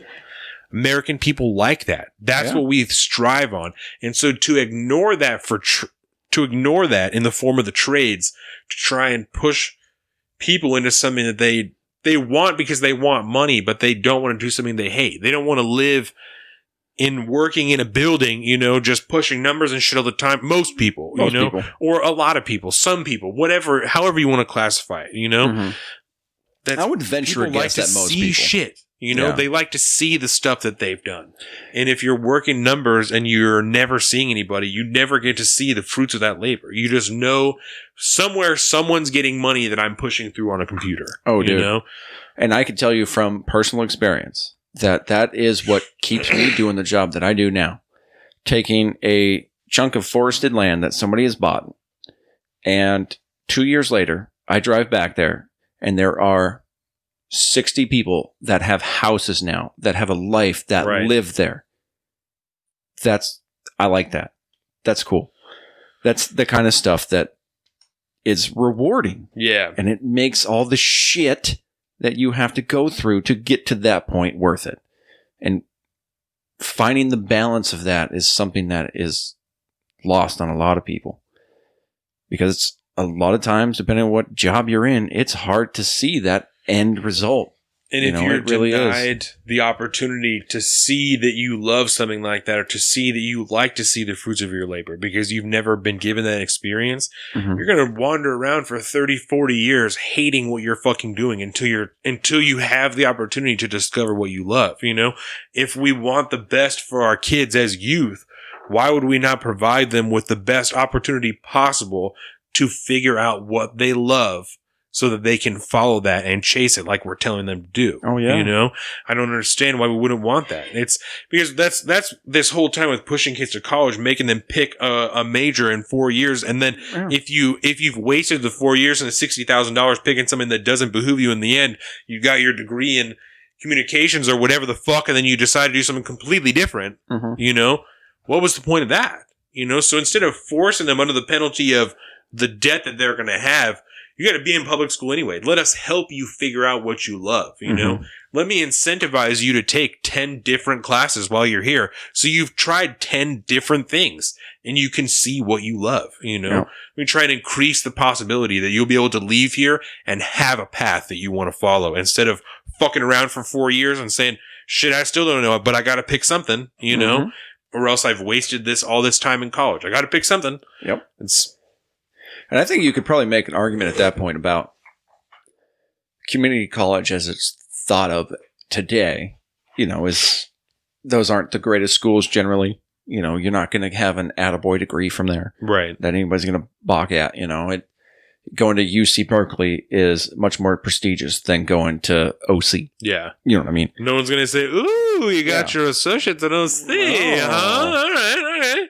But I am very sympathetic to the idea that a community college, you could call it 13th and 14th grade if you wanted to, that should be something that, in societal norms now, right? In our society, the degree of education required to take up any kind of technical job is far beyond that which you receive at a high school level. Yeah. The base level is not, you don't get there by the time you graduate high school. So I'm very much a proponent of having public community colleges that, if you so choose to attend, to go better your life and to learn a specific, more tailor-skilled degree, like an associate's level. I don't think you should go any higher than an associate's in a public level, but you could do that so you can get the coding skill that you are required to have to go build apps, or to, you can do automotive if you don't go the trade school route. Maybe there's an automotive school that you can go to learn. There's all sorts of stuff like that now too, but in the private sector. The cool thing about shit like that, especially having like automotive programs in high schools and in colleges, is that you can then service the community at like a discounted rate, It might take us a day or two longer, but it'll cost you less money because we got a bunch of kids in here doing it and they're learning at the same time, and kids, adults, whoever, students in here learning. I'm a certified mechanic. Exactly. You will have a certified product at the end, but It's going to take us a while. Right. And because we're learning at the same time. Yeah. You pay my salary. Right. Exactly. You pay us a quarter of the rate. Something. And you buy the parts. That's it. You pay for the parts and we do all the labor for free, college pays me, whatever fuck. Like the high schools do that all the time is you can bring your cars there. And especially if you are a kid who's taking that class and you have a car, change your oil, shit like that, because that's what you're taking that class for, know? And that's stuff that everybody should know. Yeah. And especially at West Sound, you can go there and get your haircut by the cosmetology students, and it's like $10. Yeah. It's super fucking cheap because they're like, we're just going to do it, and there's instructors there walking around helping people with complicated stuff. If you're just, getting a men's cut, it's pretty easy, but it's like $10, to go and get your haircut there. It's nothing. And so but I got to travel. Yeah. You know what I'm saying? So, but that's the type of stuff that benefits everyone. Not only does it give these people better experience, they're not just cutting dummy hair all of the time. Yeah. It also benefits me that I don't have $20 to go and get a haircut, but I got $10 to go and get a haircut, Perfect. Or it's $5, however much it's going to cost, I think there's a lot of benefit to those things that get overlooked because they're not overtly profitable when you're 16, you know, and I am all for things like school choice and private schools and charter schools and all this stuff. But at the end of the day, none of that stuff is really that important when you're trying to kind of examine, the foundational level of education that we provide to our citizens for taxes. But for the most part, you don't think of going to school and having to hand over a check and saying, okay, now you're enrolled like you would at a college or something. It's publicly funded school systems. But if we're going to pay for these things, and oftentimes a shit ton of money, let's make sure that we're actually giving our children a education that will actually benefit them and then leave them at the door of success, not at the door of failure. Well, especially because I don't have any problem with the existence or even the prevalence of charter schools, private schools, things like that. I'm fine with that. But I also feel very strongly that your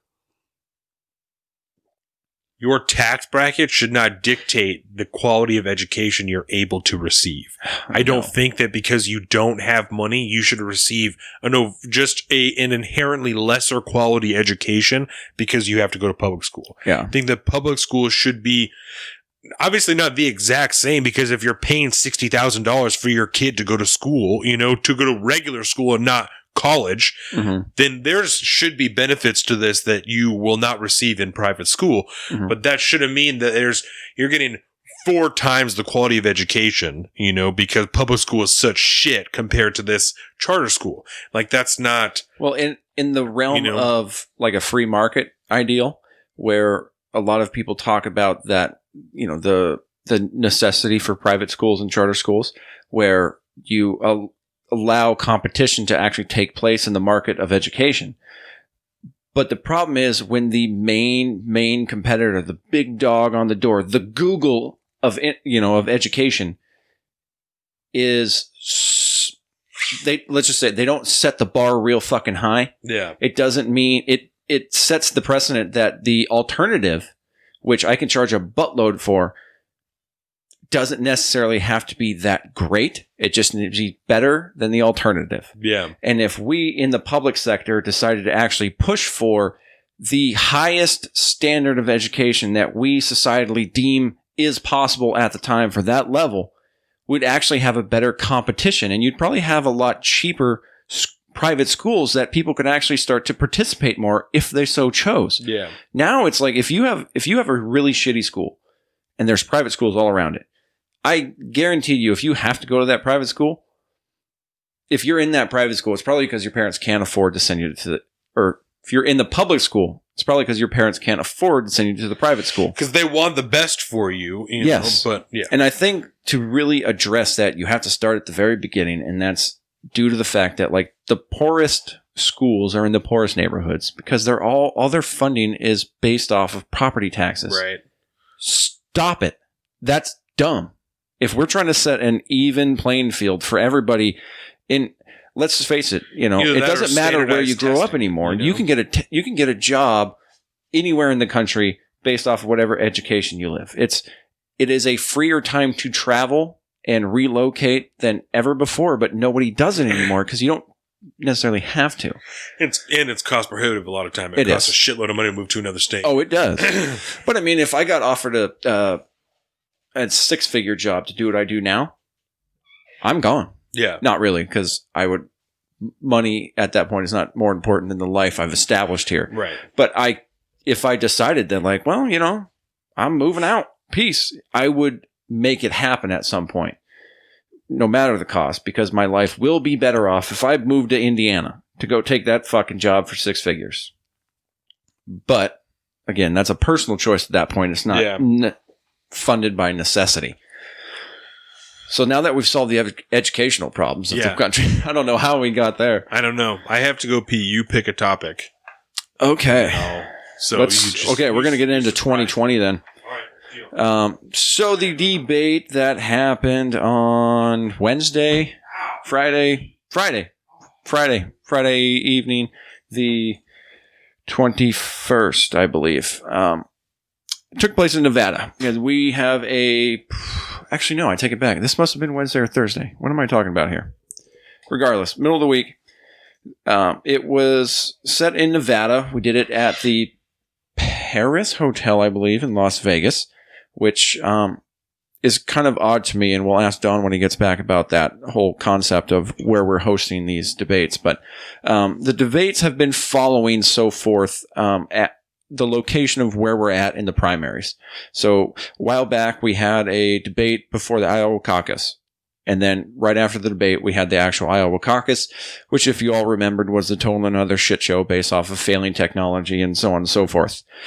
Since then, we had a debate in New Hampshire, right before the New Hampshire primary. New Hampshire doesn't do a caucus system. And we've moved now to Nevada, where Nevada runs a caucus, and the caucus is actually happening today, Saturday the 22nd. As of right now, let me refresh this so I can see where we're at. We're at only 3% of the precincts reporting. So that's the numbers that are in are absolutely nowhere near representative of what the probable outcome is going to be. But as of right now, with 3%, Bernie Sanders at 54.8%.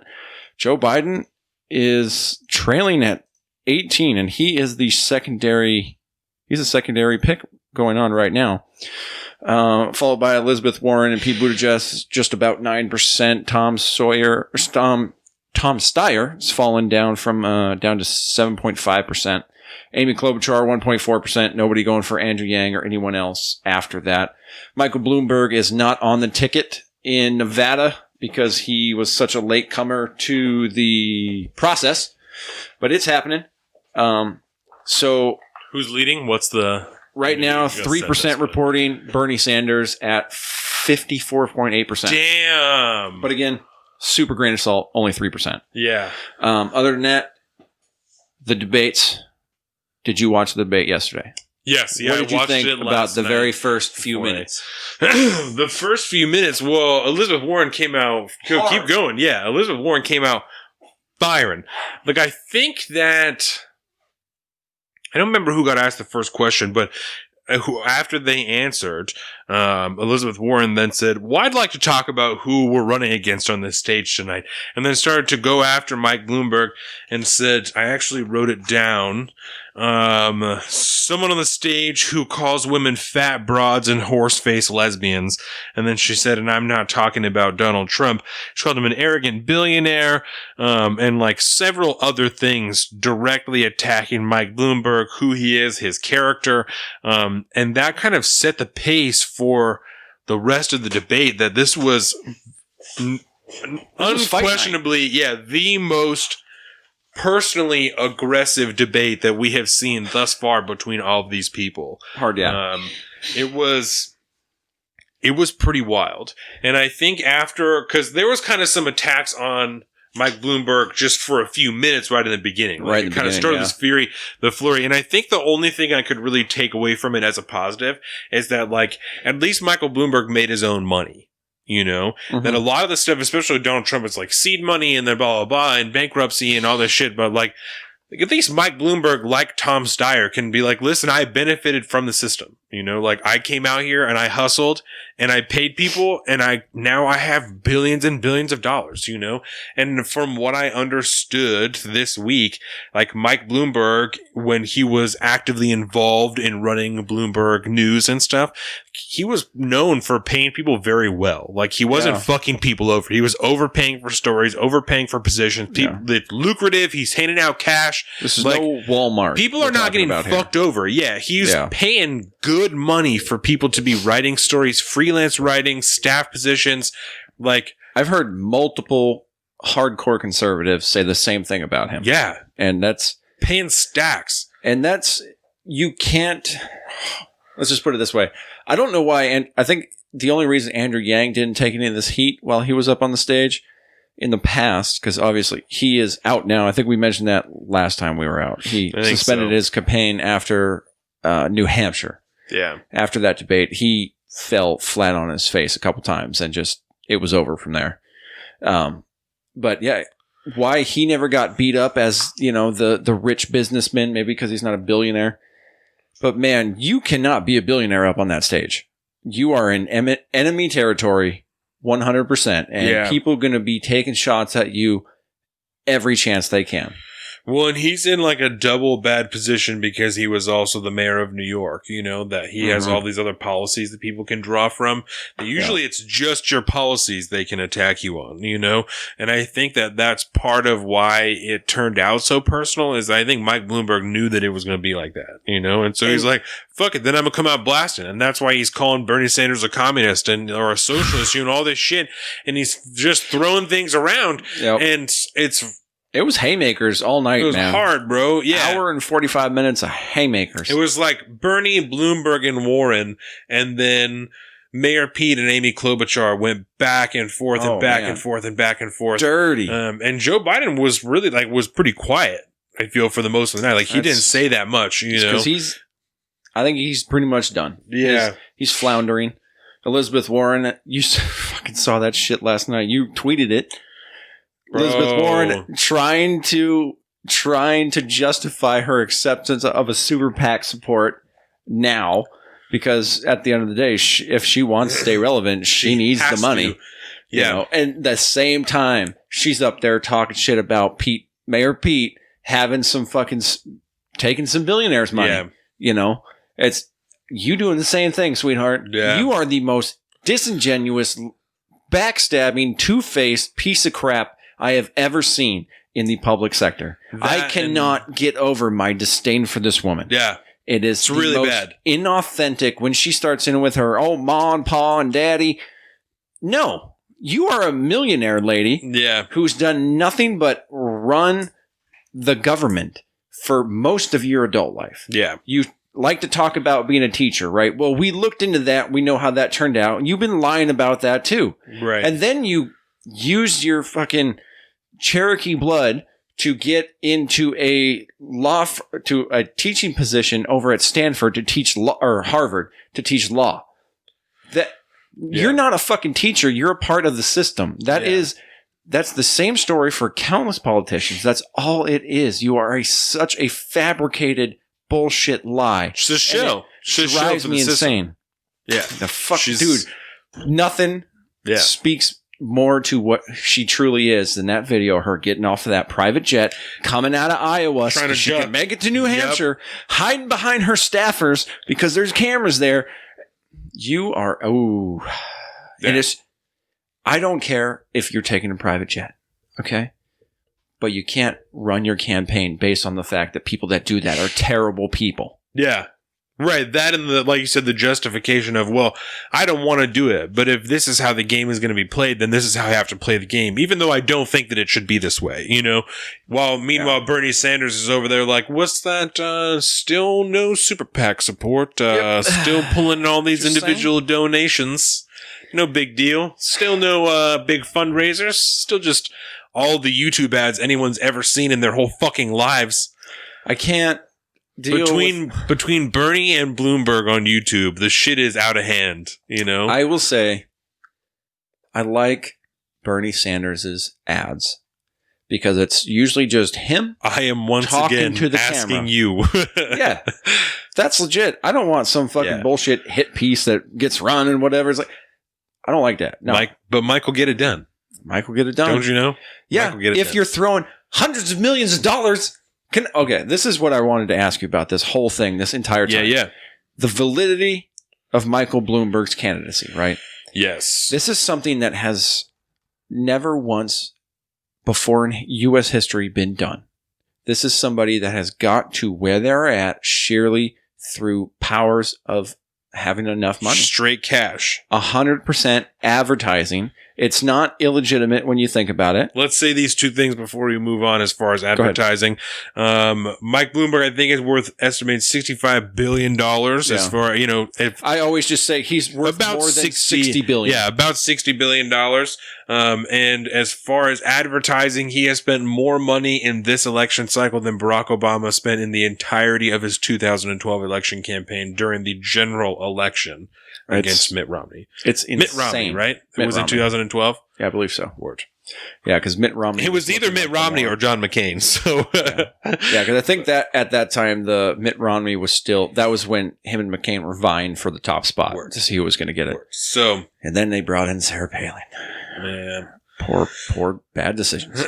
Anyways, so anyways, what do you think about this fact that the only reason Michael Bloomberg is relevant at all is because he's just shelled out stacks and stacks of cash to get on a TV screen, on a computer screen, over the radio to a possible constituent.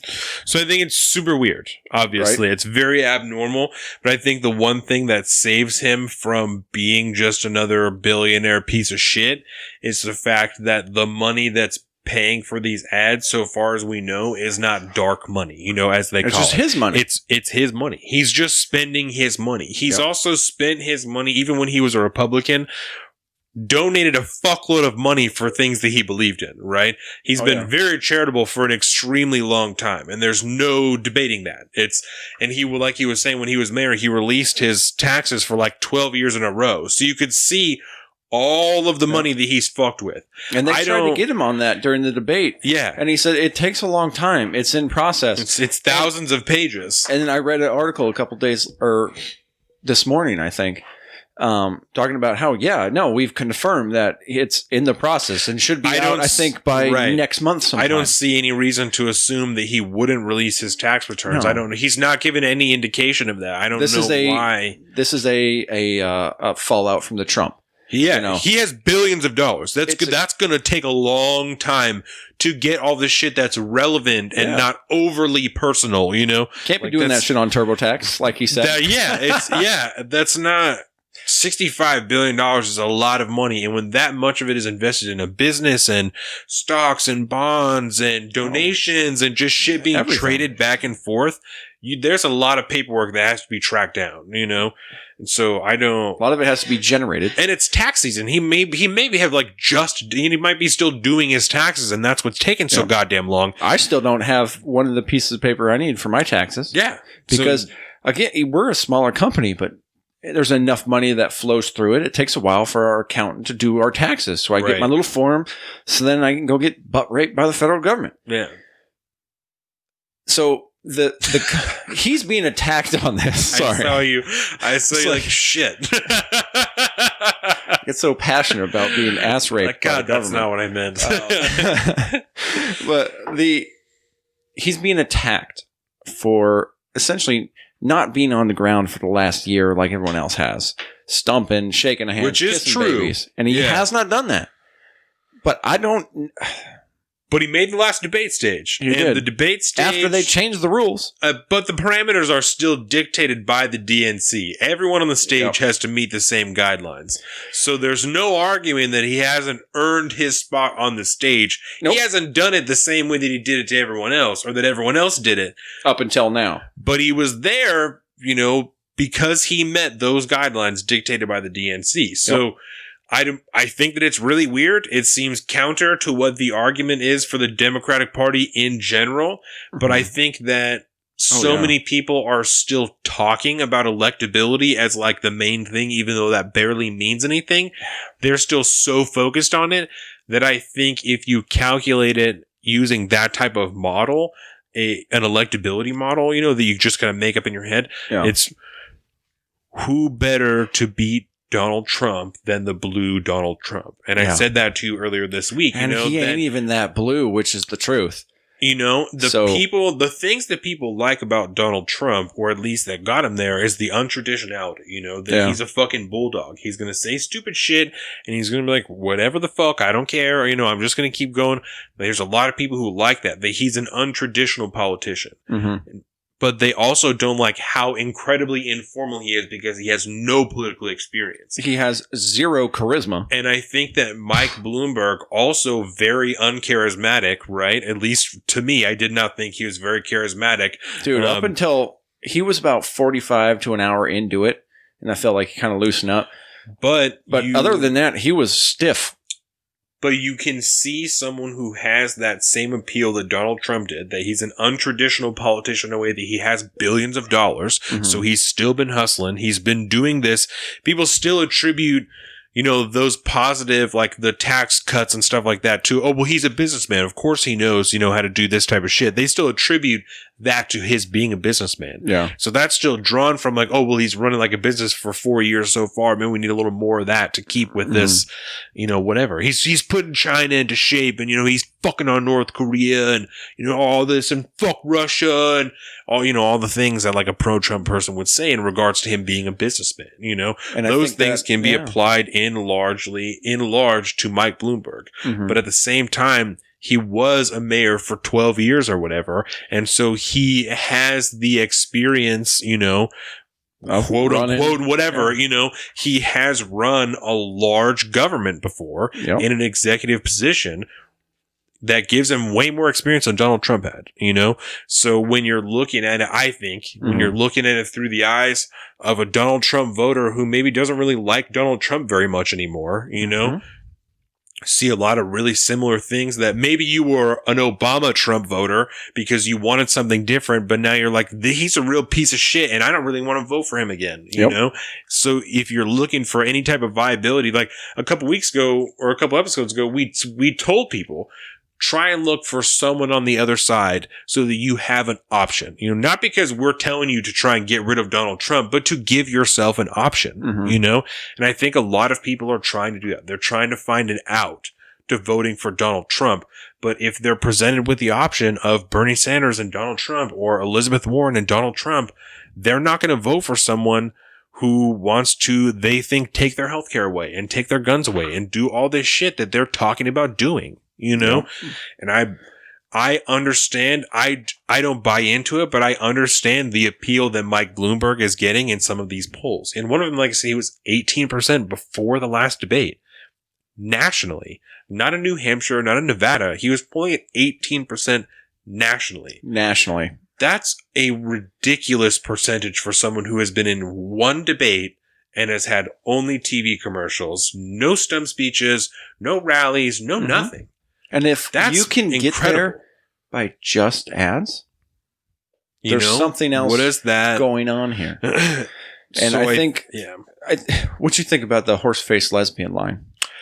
Where did that come from? First of all, I'm not sure if that was something in his past. When you have $65 billion, you say a lot of shit, you know? And I'm not like, I don't give a fuck. I'm saying that you're going to look in his past and find a whole bunch of unsavory stuff the same way that you did with Donald Trump. Because when you have a bunch of money and you don't think you're ever going to run for president, you're going to do a lot of stupid shit. Well, I'm just saying, dude, you put a microphone on you 24/7. It's bad. I say some terrible shit all day long. You can find stuff that we did put on the internet. We chose to put out that I still would be like, I probably shouldn't have said that, you know? And I don't, people have asked me that before and I'm like, I can't attribute nothing. I couldn't hardly tell you anything that I said in any of the episodes. Even Wednesday of next week after this has been out for 2 days. Like, shit, I don't know what the fuck we said. I don't know what we talked about last time we were here.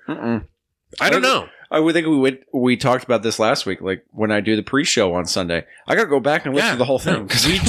We talked about so much that I just don't. I'm listening. I'm thinking about it. I'm paying attention, but I'm not logging what I've said. No. I don't, I think that's know what my opinions are. And I think that's the difference, because most of the time when you're in a conversation with somebody for a long period of time, you're not sitting there stewing about what you're going to say. And no, you're speaking out loud. You're thinking, and then those thoughts are coming out of your mouth. Yeah. And the practice over time is developing your thought process to be able to do that in a better fashion, to be able to communicate more clearly, to not say something that you know you shouldn't say, whatever it is. But it's, at the end of the day, it's just people talking. But I was blown away because I didn't know where this horse-faced lesbian thing came from. Yeah, what's the verdict? I'm clicking on a link now. I'm not Jamie, bro. That dude's a wizard. He is the goat, the internet goat. Yeah. I just learned what goat was. Didn't you tell me about that? You just learned what Go was? Yeah. How? Because somebody had to explain it to me. Either that or it was on a podcast where somebody was like, what does that even mean? And goat. It's the... I don't remember anymore. It's the greatest of all time. There you go. So, Senator Elizabeth Warren blasted Mike Bloomberg for anti-LGBTQ and misogyny comments he allegedly made, including referring to a woman as a horse-faced lesbian. So maybe this has to go all the way back to his NDA stuff, or he just says shit. Have we seen a picture of this woman? Is she a horse-faced lesbian? I'm just we kidding. want to be that doesn't objective matter. here. It doesn't matter. No, that's. I don't like I said. I had to go back on my Instagram and scrub it of shit that I said of like saying the N-word and stuff like that. Of not like a hard R, but like me and the niggas, like stuff like that. That I don't say that like now. I'm saying, like I don't say it now, but I, when I was 20 and shit like that, I didn't care. It's because we're everybody. If you didn't know this, when you were 20 years old, you were an idiot. Shit. That's just what it is, man. Well, until you're like 35 and you kind of have life semi kind of sort of figured out. Yeah. I don't want to hear I'm not judging you for ridiculous shit you said. Okay? Because I'll ask you, do you believe that now? No. Okay, cool. Let's move on. Let's have a conversation. Yeah. I don't give a fuck about that. It doesn't make sense. There's too much context behind every little thing every person says. Everybody wants to be funny when they can. And a lot of times that leads to inappropriate shit being said. But you're not racist if you, in your past, made a racist joke. Yeah. Yes, that joke was racist. But I guarantee you wouldn't have said that to a friend of yours if he was black in the room. Or maybe you would have, and you guys had a great relationship, and he knows he wouldn't be offended by that. Who the fuck knows? Everything is so individualistic. You cannot judge somebody for something they write on Twitter, for what they've said in the past. You need to examine, okay, let's look at that. You said that shit back then. Where are you at now? You're not there anymore? Moving on. I don't get it. Yeah. I will say it came out of fucking the left wing. It came out of nowhere. And I was just, what is she talking about? She's up there. Who's a horse-faced lesbian? Fat broads and horse-faced lesbians. Fat broad. That's almost as good as dog-faced pony soldiers. What?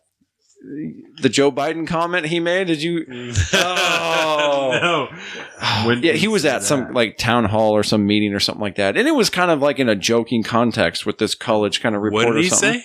He kind of called her a dog-faced pony soldier. A dog-faced pony soldier? Yeah, was that it? Dog-faced pony soldier? It was such a Joe Biden thing to say.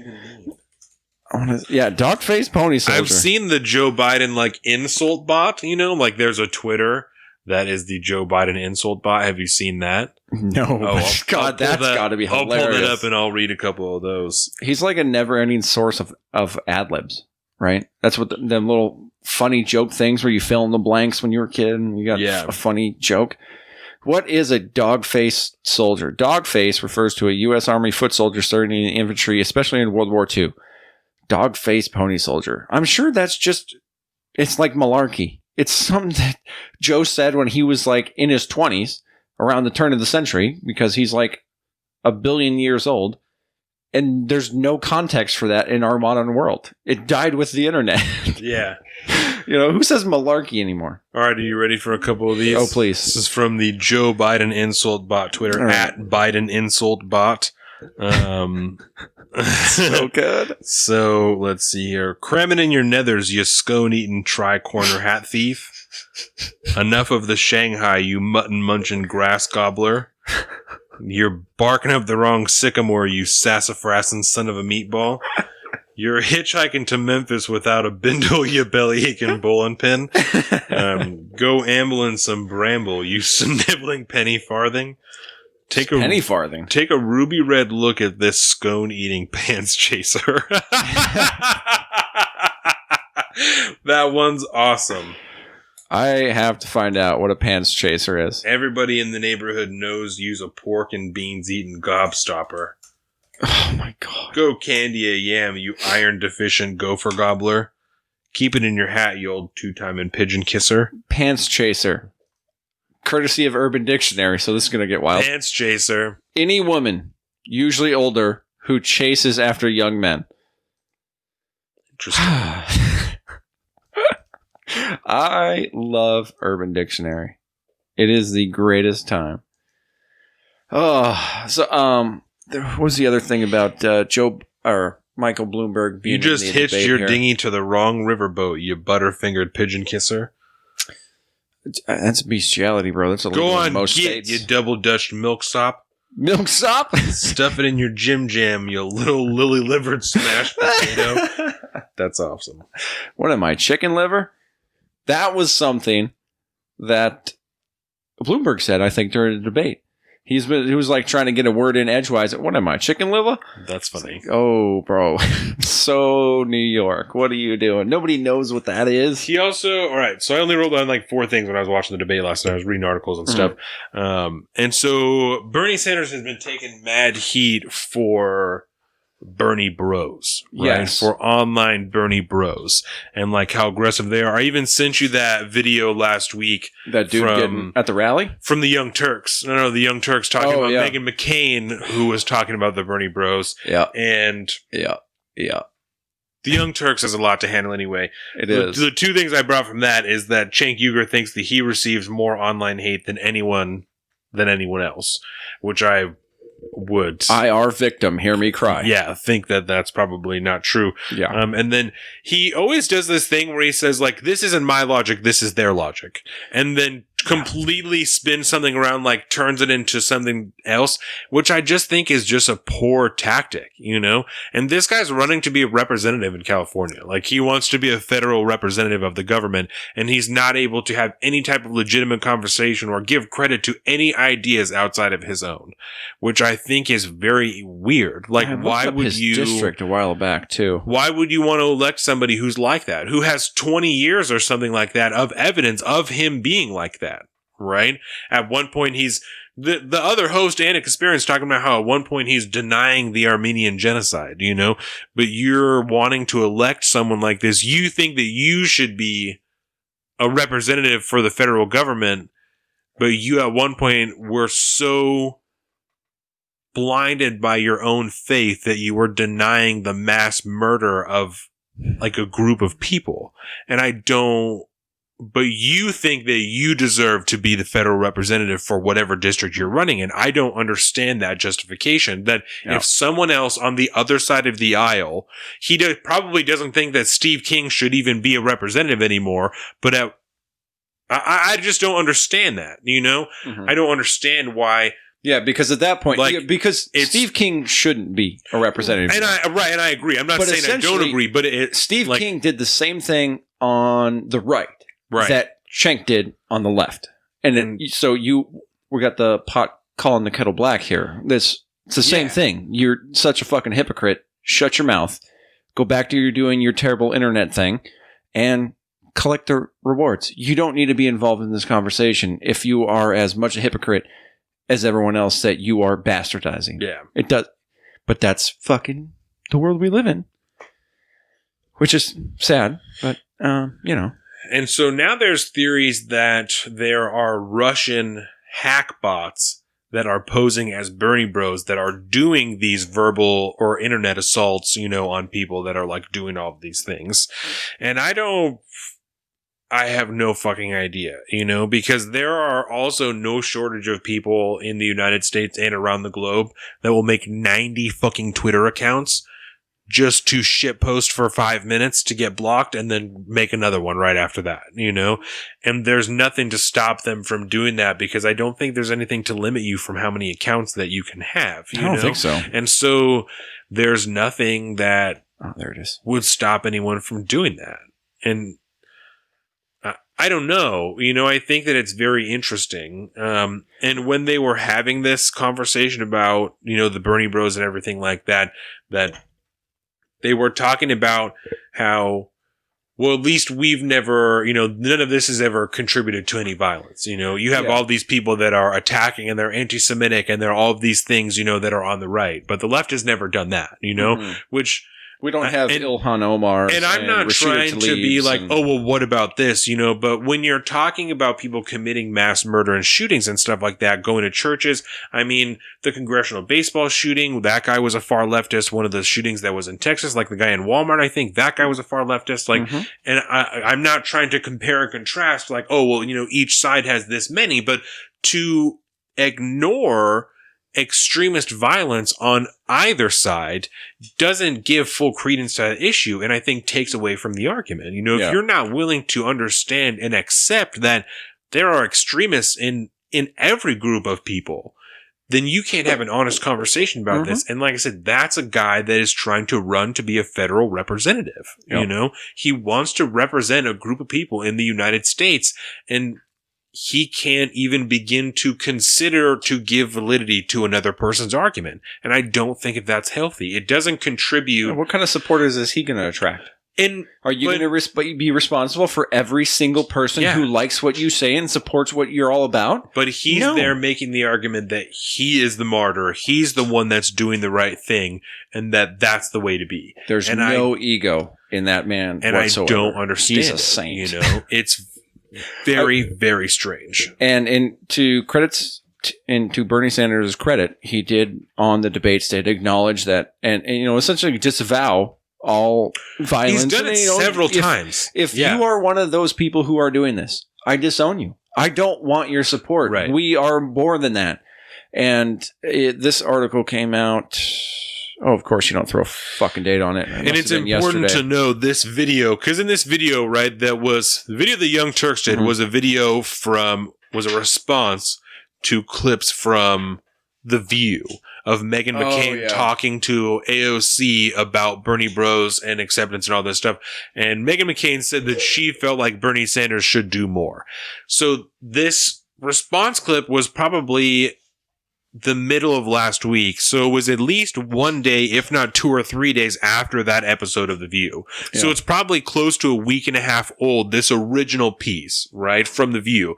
So it was definitely before this last debate. It was before the last 7 stump speeches that he made, probably, in which every time he has disavowed these people. So I think if you asked Meghan McCain now, she might say that he's certainly done more. She can't say he hasn't done more, and might say that he's done what he can do, everything he can do.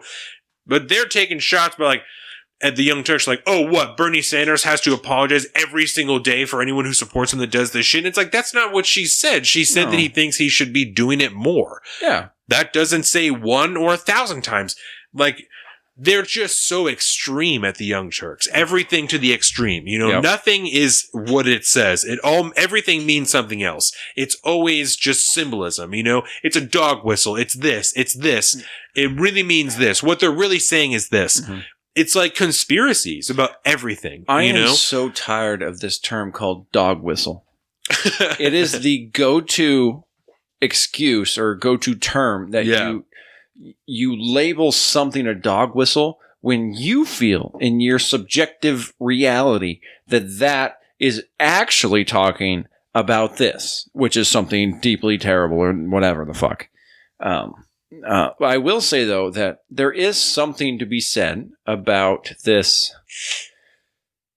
the makeup of the Bernie Sanders follower, the Bernie bros, if you will. Yeah. And the Bernie Sanders campaign was actually briefed recently by the U.S. State Department that Russians have been trying to, we'll just say, meddle so far. Right. And they will not, along with the Trump campaign. Yes. Trump, yeah. And they will not tell you in which form they have done that, but they could tell there's something going on. And it would not surprise me that, much like they did in the past and continue to do, they're just doing what they can to sow dissent, right, or to Discord try to get more support for somebody like Bernie Sanders, because they're hoping at the end of the day that the DNC will be like, well, no, we can't have a fucking socialist running for this. It's going to be Bloomberg because DNC rules and whatnot. And then by having all that extra support behind Bernie, DNC dropping out, they cause a lot of turmoil. They cause problems.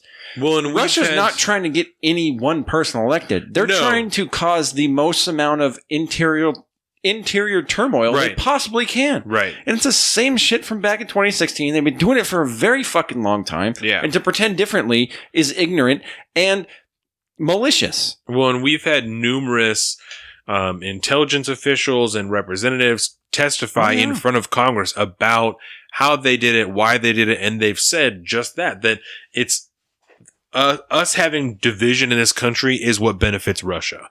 No one trusting the system is what benefits Russia. Yep. So it benefits Russia in the 2020 election to have the most divisive candidates possible for either party. Donald Trump is already there. He's a lock for the Republican nomination. Oh, yeah. Their job is done, right? There's no caucus going down. They have to just keep trying to build support for him while at the same time trying to get someone like a Bernie Sanders to be the candidate, because there's no better ticket for the Russians than Bernie Sanders versus Donald Trump. Yeah. You know, that is the most divisive ticket that possibly there is, coming out of 2020. Oh, yeah. So, well, let's put it this way. If Bernie Sanders was president, what do you think would happen if Russia annexed all of Ukraine? Yeah. Would that start a war with Bernie Sanders in the chair? Probably not. It would be all offended and sanctions and whatever. But there would be no real life pushback, and Ukraine would be part of Russia again, or something like that. So I could see they're kind of a win-win on both ends. And if they can add a ton of, confusion and chaos while they're at it, yeah, why the fuck not? It's just a win-win for them all the way.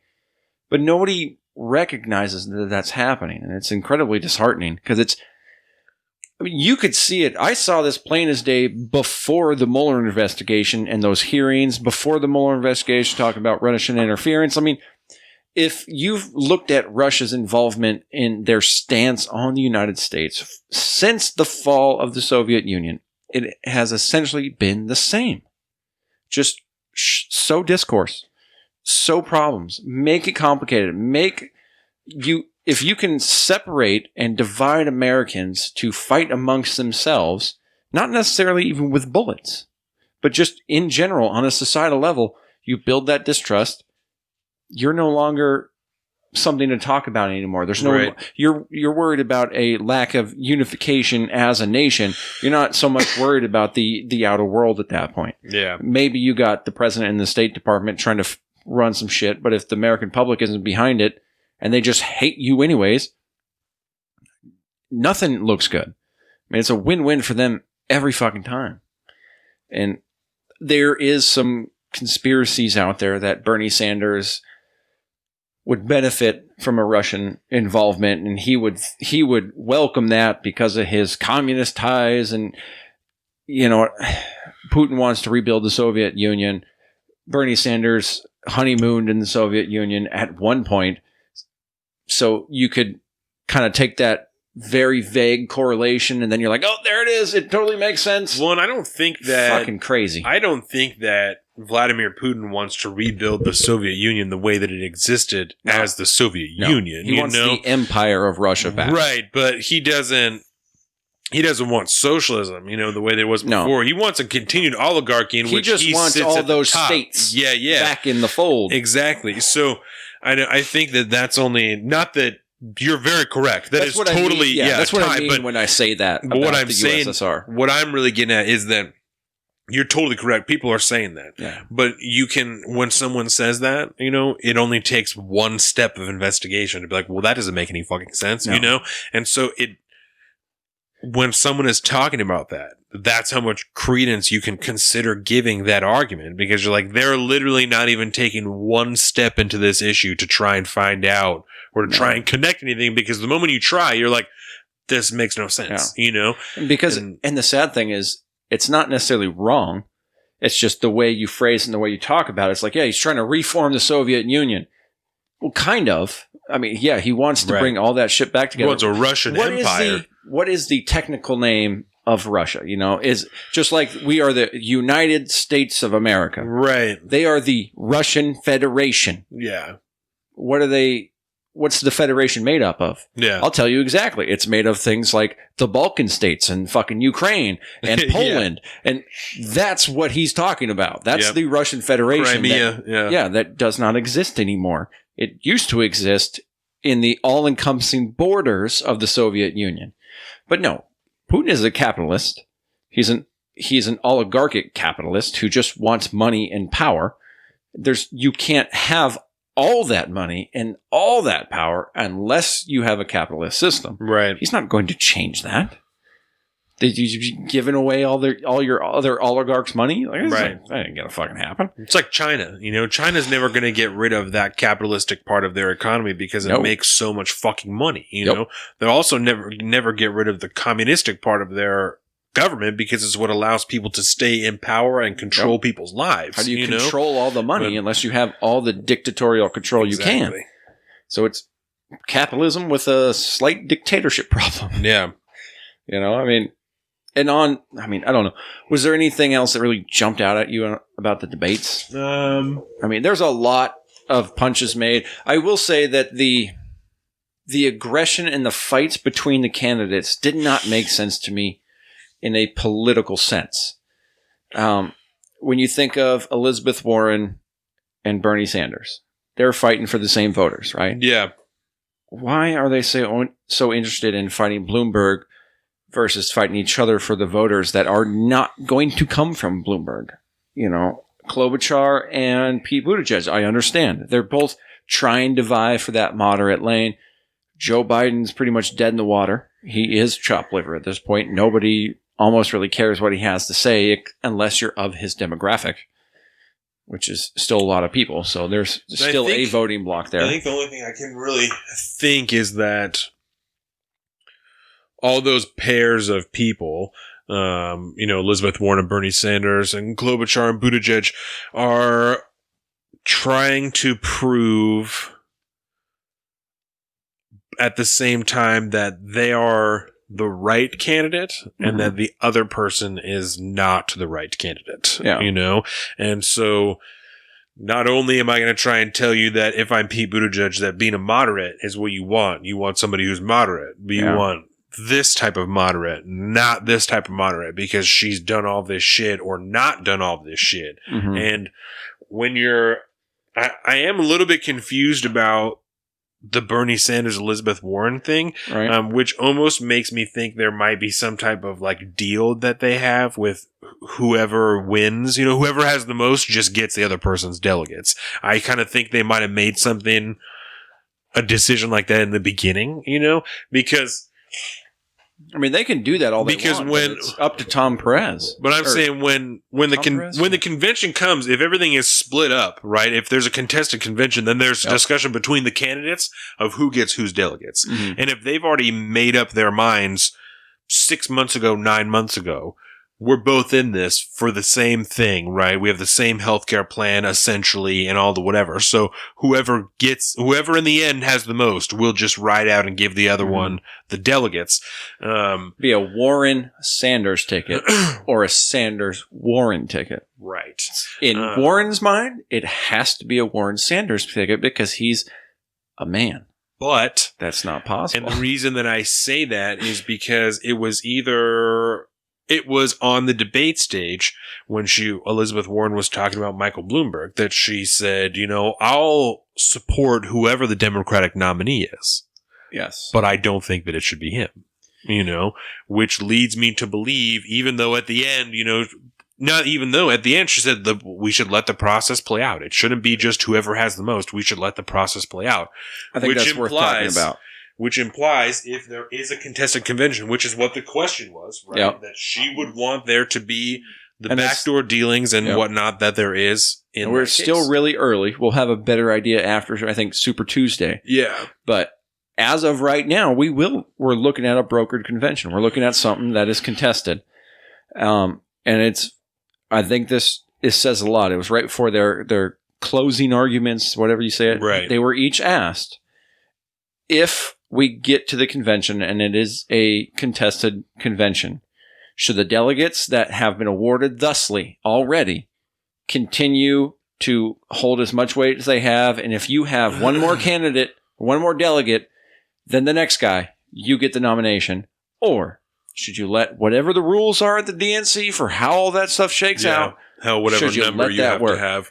And at the end of the day, the only person who said no, if I believe, was Bernie Sanders. Yeah. And he says, no, whoever has the most delegates at the time of the convention, they're the person. Oh. He's a popular vote guy at that point.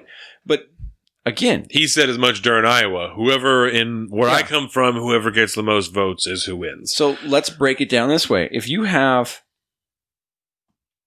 1% more over everyone else, so everyone else has 33.3, you have 33.4%. If that's the way the DNC does it, you've now systematically shut out 2/3 of the Democratic Party to decide who their nominee is. Just because there's so many fucking candidates. That's the danger of the popular vote. It's something that, it's right there for everybody to see. Everybody's so concerned about this brokered convention. Right. But at the same time, they're asking for a popular vote president. You're arguing against your own system here. Well, it doesn't make sense. The weird thing is that in a lot of cases, especially in different state positions, is if there isn't if that threshold isn't met by someone who's running, then it goes to a runoff anyway, which is just a popular vote in the end anyway, whoever gets the most percent. So, damn, still only 3%. Weird. Think about it, though. Like, if you started at noon, our time, it's only been 3 hours and 45 minutes since then. And you've already got 3% of people that have already completed the entire process and have reported in. There's almost 2,000 precincts in Nevada. Yeah. And that was something when you went to the bathroom. What are your thoughts about having this?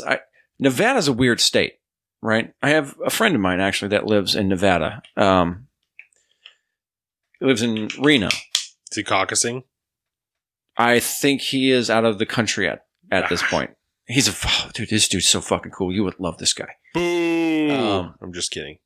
Jay Wags. You're a cool guy. Homie met him during Jake's bachelor party time and all that stuff for the wedding and stuff. Yeah. Instantly bonded. Me and him were I was super tight with him at the end of it. Jay Wag. But I think, he's a big disc golf guy. And he travels internationally, checking out all these professional disc golf courses and shit. He's a wild dude. But anyways, Nevada's a weird state. So we have the debates in Las Vegas. Yeah. And then what's the other major populous center in Nevada? Reno.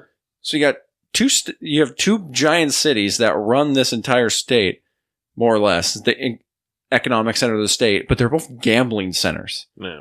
What kind of Democratic makeup do you think that really, how reflective of the overall Democratic Party is Democrats in Nevada? Yeah. It seems very strange.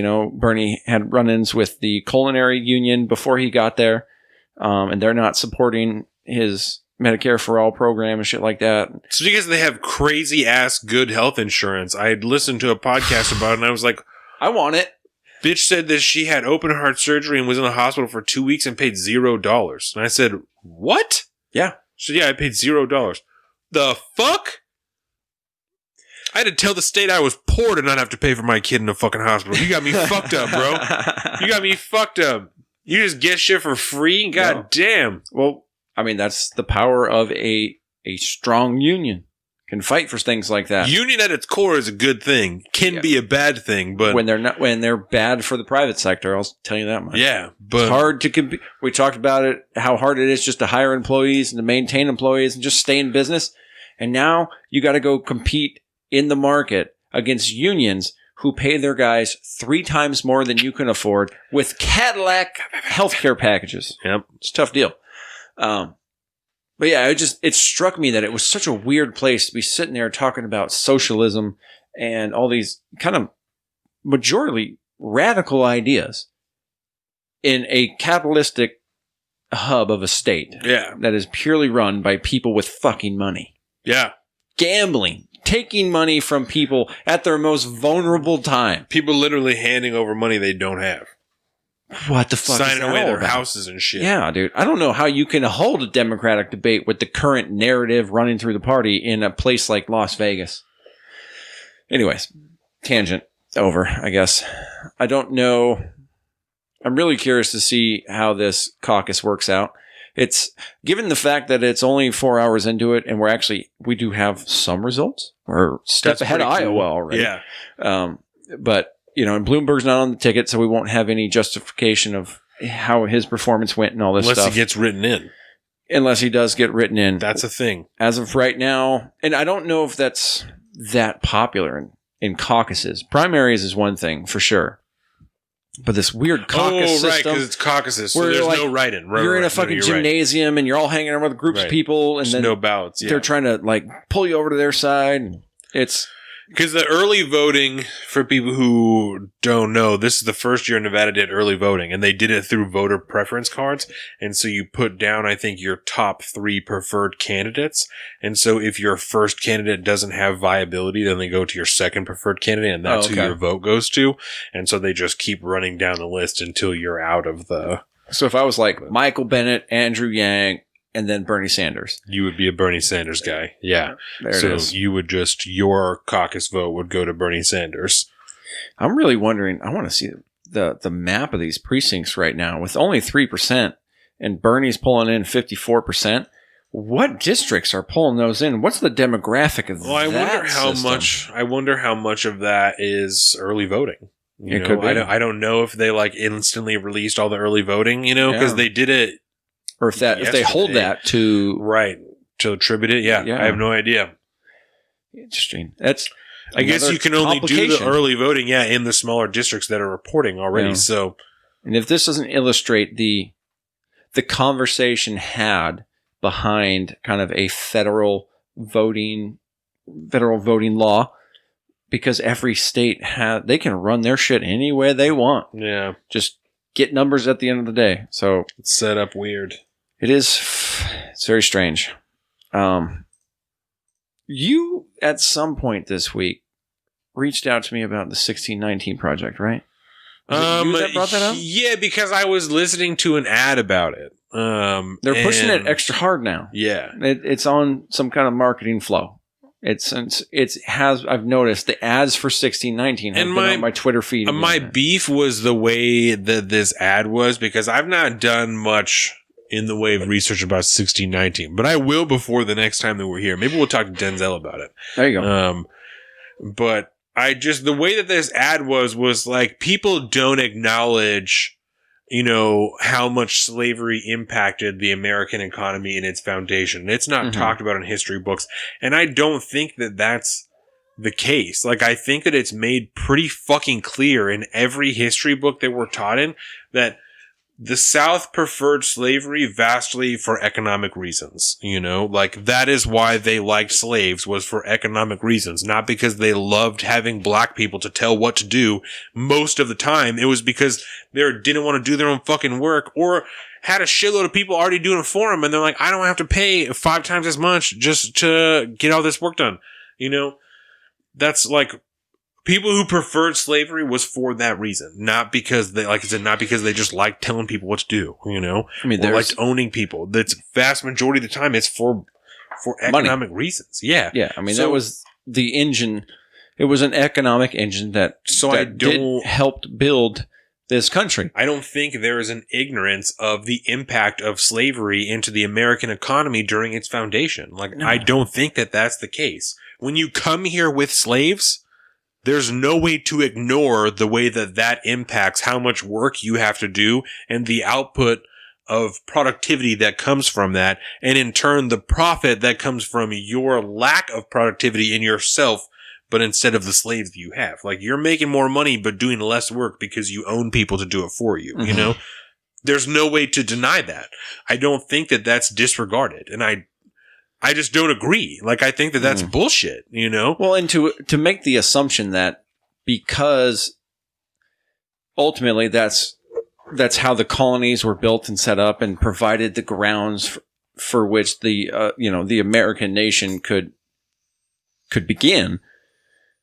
That doesn't necessarily mean that America its true founding should have been 1619 when the first slaves were brought over here. That doesn't make sense. We have objective documentation that states when the nation started. You can understand that, yes, slavery was a thing. It came with the colonies because that's the way things worked at the time in a lot of different places. And yes, colonies were kind of the Wild West. So even if slavery was illegal in the United Kingdom, back at home, when you came over here, or when you're Portugal, or when you're Spain, or when you're the Netherlands starting colonies over here, it was fucking do whatever you want to do, man. It was like a year's trip by boat back home. It was a lawless fucking place that people just kind of came with their own kind of basic sets of rules and values and kind of just did what they did. But to assign blame to our current society for benefiting off the back of slavery, there's no denying that it happened and it was a thing. And we have done everything in our power up to this point to divorce ourselves from that disgusting practice. That it had been a thing in human society for a lot longer than our country's been around. And still exists in some places, you know? Yeah. The rebirth of it in some places is scary. Yeah. But, I mean, there's no getting around it, but, like, I'm not going to be blamed for that shit. And we talked about that, like, when we talked about when reparations was still a big conversation among candidates, you know? That's like, you're talking about something that's not quantifiable. Like, you're asking people to take credit or blame for something that you can't quantify. You know, that's just an unending list of blame and guilt that you're supposed to experience until we've decided that it's enough because it's arbitrary. That's not a healthy way to ask people to live their lives, especially someone who, if you're raised on food stamps and you've had to fight for everything that you've ever had, to then be told that you only have this because of the color of your skin, that's horrible.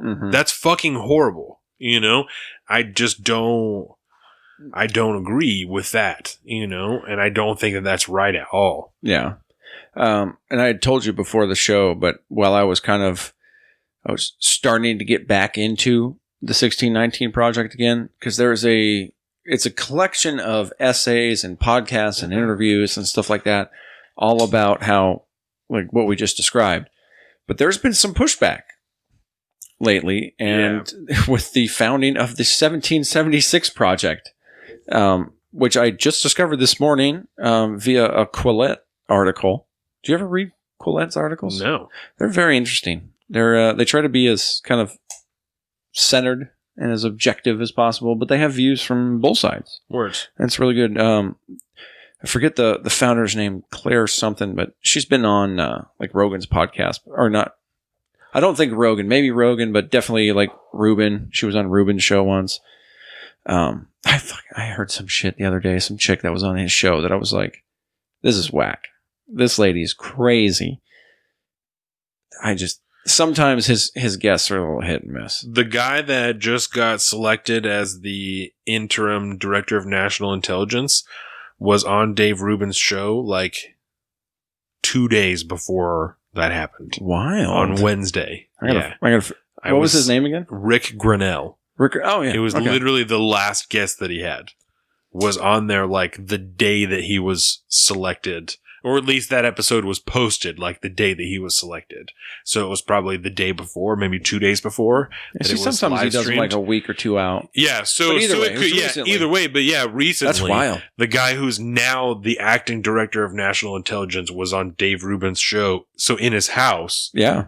2 weeks ago at the most, 3 weweeks ago maybe. Did you ever listen to the Ajit Pai episode? I did not. Because you remember Ajit Pai during net neutrality time. Yeah. I'll just say after that hour of being on Dave Rubin, I sympathize with Ajit Pai so much more. Yeah. He's a real fucking human. He's a super nerd.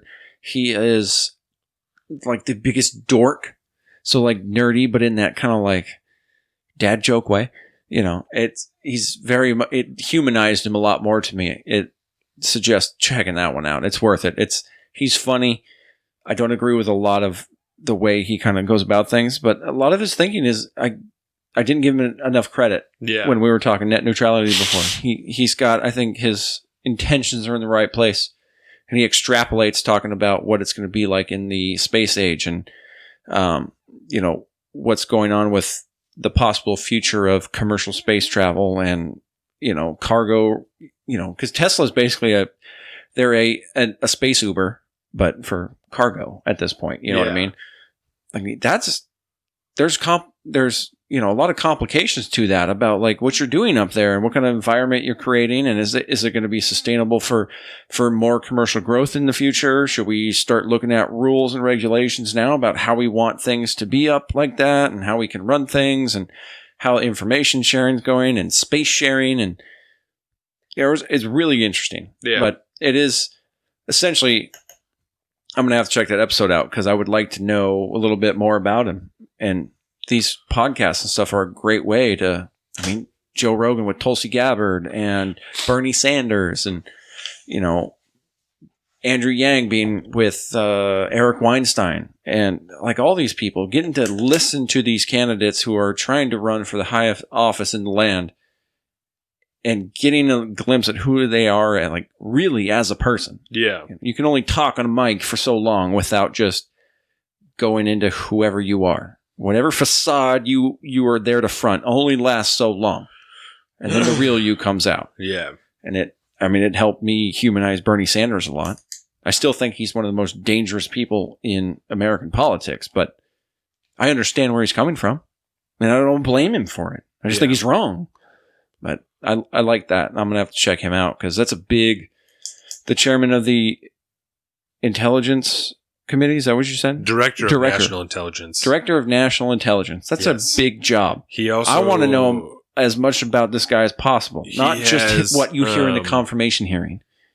If there is one. There isn't going to be one because he's acting. That's choice. He also has zero intelligence experience at all. He's currently the ambassador to Germany. And he asked for that job. Well, he is, however, maybe he's a manager. He can manage shit. He is, however, the first openly gay person to serve in a cabinet position in United States history. So, and okay, let's look at this for a second because Donald Trump's got a lot of those things. Yeah, a lot of weird little accolades there. Where are my accolades? I want accolades. There you go. That's work harder. Okay, if you say so. Hire gay people. And that's eventually one of them will be the first something. This is true. The first, whatever. Let's just hire only gay people.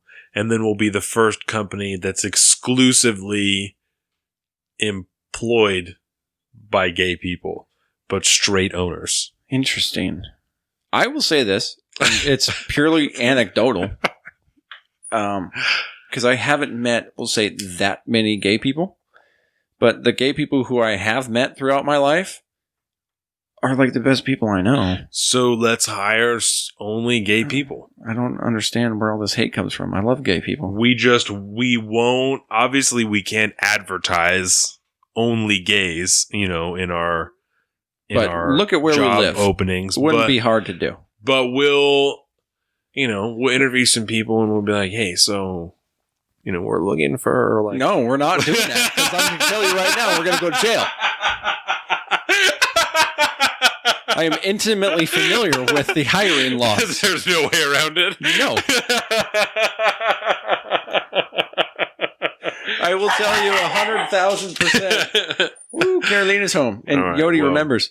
Gays only would be an easier way to go. It would be. We've decided that when we're a proper company, we're going to employ only gay people. And so we'll be the first company that is strictly employed by gays but run by 2 straight men. And trans, obviously. Oh, hire trans people as Of well? course. We can't be Okay. LGBTQ For a plus second, exclusive. it sounded like you were saying the company's run by 2 straight and trans men, and I was like, whoa. Like, what's buddy. going on here? So, You don't know me. Dude, I'm not going to judge. If you want to be trans, we'll get famous quicker. Okay. So, like, that's fine. Well, then, as of right now, I identify as a Chihuahua. Ooh. I'm also a trans species. Well, So, Your and not wife- to belittle trans speciesism. you're a female chihuahua? Sure, why not? Right. And that It's a good sounds thing your cruel dogs and are fixed. unusual that I make a joke about that. But in It's really wrong. of the you. ideology that's up on that debate stage, that is what you can do. We've seen it with the rapper Zuby. Did you follow Zuby at all? No. UK rapper, hip hop guy. He's big into the free speech stuff. He identified as a woman for, I think, 2 or 3 weeks so that he could compete in the women's deadlifting championship where he was, and he became champion because he identified as a woman to prove a point about trans athletics and whatnot. And then he stopped identifying as a woman? Yeah. Because you can do that. And you can get your accolades, and then you Yeah. can walk away. And that is a Yeah. problem that needs to be addressed. Not to Yeah. say one's right or wrong or whatever the fuck, but we need to talk about it and figure this fuck out because there's people that are being disadvantaged by choices other people make. Yeah. Or not a choice, or whatever the fuck. The reality of the goddamn world, Or Donovan. not. I don't know. I'm not a fucking PC principal, bro. What? Exactly. I recently got one of my coworkers. PC principal's awesome. Dude, PC principal's the best. But I got What's one his of my wife's name that coworkers- he gets? What's that woman's name that he gets? Oh, Principal Invincible. Principal Invincible. Yeah. Is that what it is? Yeah, the woman. Okay. Because she's like a super strong, Yeah, woman. she's super. Yeah. She's a super strong feminist. I'm pretty sure that it's Principal Invincible. Oh, I don't know. PC principal's or principal's wife. Yeah. Because it's before he was principal. Or maybe like he was vice principal or something. Maybe he's still the PE coach or the PE teacher. Yeah, and there's the episode where like that Randy Savage looking dude comes in, identifying as a woman. Yeah. Yeah, it's God, what is her name? They have kids. Strong woman, vice principal, strong woman. Oh, why did I think that? Principal Invincible is the principal in Yoga Hosers. Yoga Hosers. That's what that's from. That is a Kevin Smith movie Yes. that I have never seen. I hear it's good. Well, that's why you didn't know where it was from. It makes So, sense. That makes sense. strong I can woman, never. Those yeah. are the Carolina's going to Kevin be yelling Smith it deep from cuts. the other room, and I'm like, no, that's not it. Stupid. That's it. Fuck me, right? Beautiful. All right. Beautiful. Well, the only things I really have for sports are Drew Brees is going to play next year. He decided he's going to go for another year because I Okay. think that he thinks that they can win the bowl. We all Which remember Tom Brady's That's still going to be possible. here. Tom Brady, I actually heard that the Raiders are going to offer him a 2-year, $60 million contract. So we'll see what comes of that. Next week is He's the Brett Favre, dude. I'm telling you. Combine. And so next week is the NFL Combine. So we'll see some skills challenges and some, They don't get much of a break, do they? Well, this is the college players. College players Okay. do the Combine because this is all for the people that are going into the draft, So, Okay, so it's combine, and then we'll have draft time, mhm. and then it's moving into preseason and shit. Yep. Oh god. Yep. There's a couple of weeks of training camp and stuff like that. And then we start to get into, So, assuming Tom Brady goes somewhere yeah. other than the Pats, Yeah. I don't see this being any more than a repeat of Brett Favre. He's going to go someplace, he's going to play for maybe a year or two, and then he's out. He's not going to do anything overwhelming. I have a hard time believing that he's going to do exceptionally well learning a new system in a completely different city with brand new players. Because that's the part of the advantage to him being as, getting him to being as good as he is he is the foundation of that team. Yeah. And he always has been. Him and Bill Belichick. Yeah. And so that is their system, and people conform to that. And if he's going to go somewhere else, he's going to have to adapt. He can shift things into his methodology in some fashion, I'm sure, but you have an existing system that you are the new leadership that has to step in. That's and it's still tough. kind of yet to be decided whether the key to this whole thing is Bill Belichick or Tom Brady. Bill Belichick, no doubt, they're both playing immense roles in what's going on, but the skill of Tom Brady cannot be denied, nor can the skill of Bill Belichick. So, unfortunately, we'll have to see, if he goes somewhere. Because that's still a big if, too. Yes. Because the Patriots could offer him a shitload of money to just keep him there. Because he doesn't want, top dollar, but he wants good cash. He wants to be paid what's fair. And he's not the number one quarterback in the league, but he's a really good quarterback when he's on his shit. So he still has the options of performing like a number one. He could perform exceedingly well. Tom he's Brady, not out of the surrounded game. by the right defense and right players, could win another ring.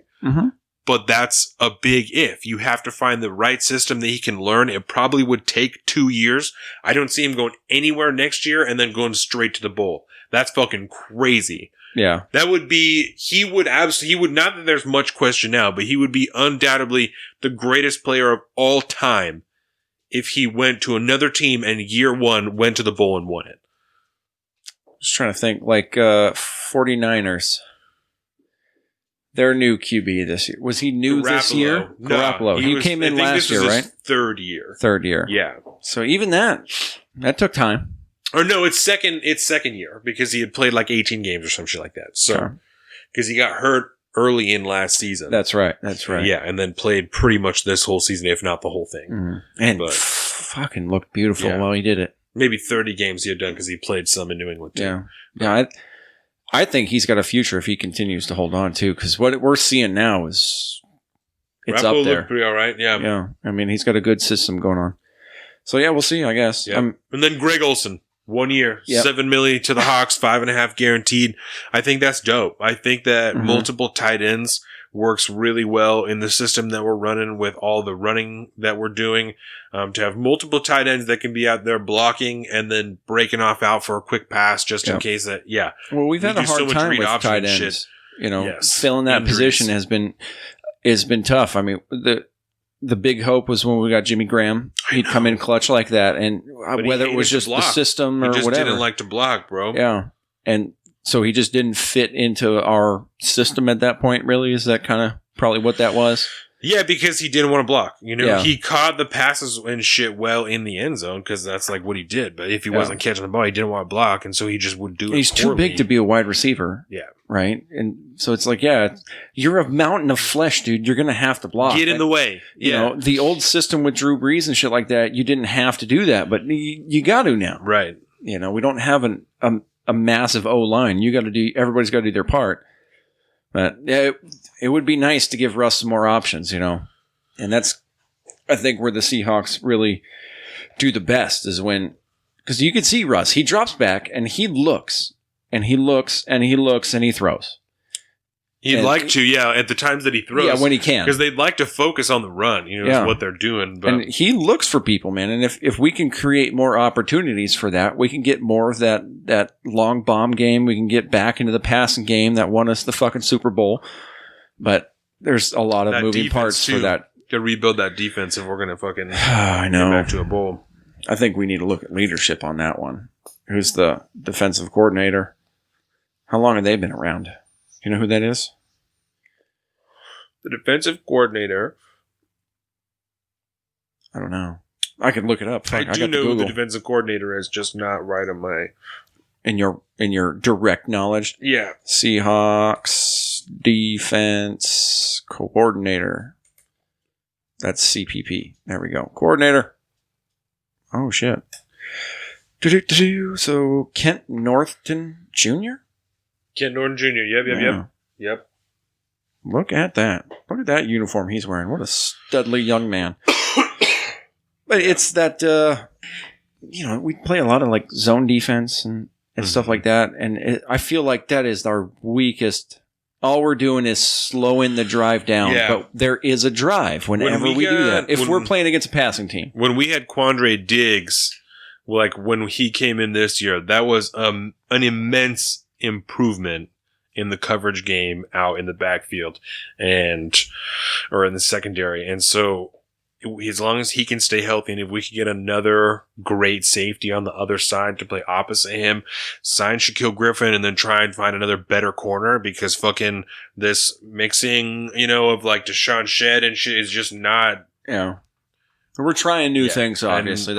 I'm done with any of that shit. So we need to find us another great fucking corner on the outside, and then get another safety, and we'll be in a real good position, Well, and those corners, right? They're responsible for covering the wide receivers. Yeah. There's a lot of great wide receivers out there, man. That is going to be a hard position to fill. Yeah, especially in the NFC, when you're thinking about the 49ers, the Rams. Look at me talking like I know what I'm talking about. This is great. Yeah. That's not and then the Cardinals, those are all teams that have prolific passing games, and that's shit that's vital. The safeties and the corners are going to be vital, because the defensive line that we have now, given enough time, will get something done. There are playmakers there. Ziggy Ansah, Jadeveon Clowney needs to be re-signed. If we can have him, Poona Ford is there in the middle. I mean, we have enough players on that defensive line that are good enough that, given enough time from the outside and the secondary, they'll get through and they'll get it done. But they're not, as a whole, like an elite defensive line, like we used to be. Yeah, they can do it. They just need a little bit more time. That's got to be hard, because I think when when the, I want to say bomb squad, no, the fucking Legion of Boom was at its finest. I mean, that was the gold standard. That was an elite number force. one. Yep. And it's hard to go away from that, because there's such a gap between number one and like mediocre. Yeah. It's a massive gap. 1 and 15 is a big difference, Yeah. Yes, it is. Damn. Yeah. Word. Yep. So that is all I have for sports this week. I want to say again that Denzel obviously will be on in this next episode, and so we'll just be pimping the shit out of that until Denzel, and we have our first live podcast on March 20th at Divine Wines. So much fun. Is it Divine Wine? Divine Wine? What Divine.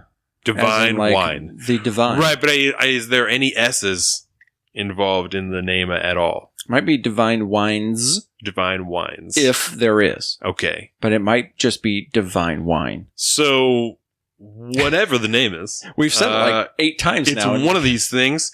And that's where we'll be. Yeah, we'll be shooting it out on our Facebook for sure. Yeah, oh yeah. So come down there on the 20th and see us and talk to us and buy a t-shirt and buy some wines or some beers.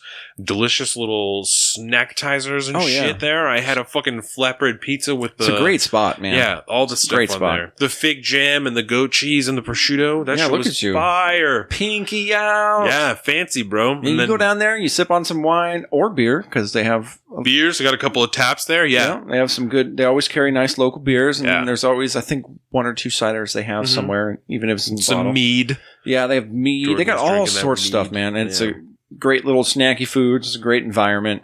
All the employees are fantastic. The owner's amazing.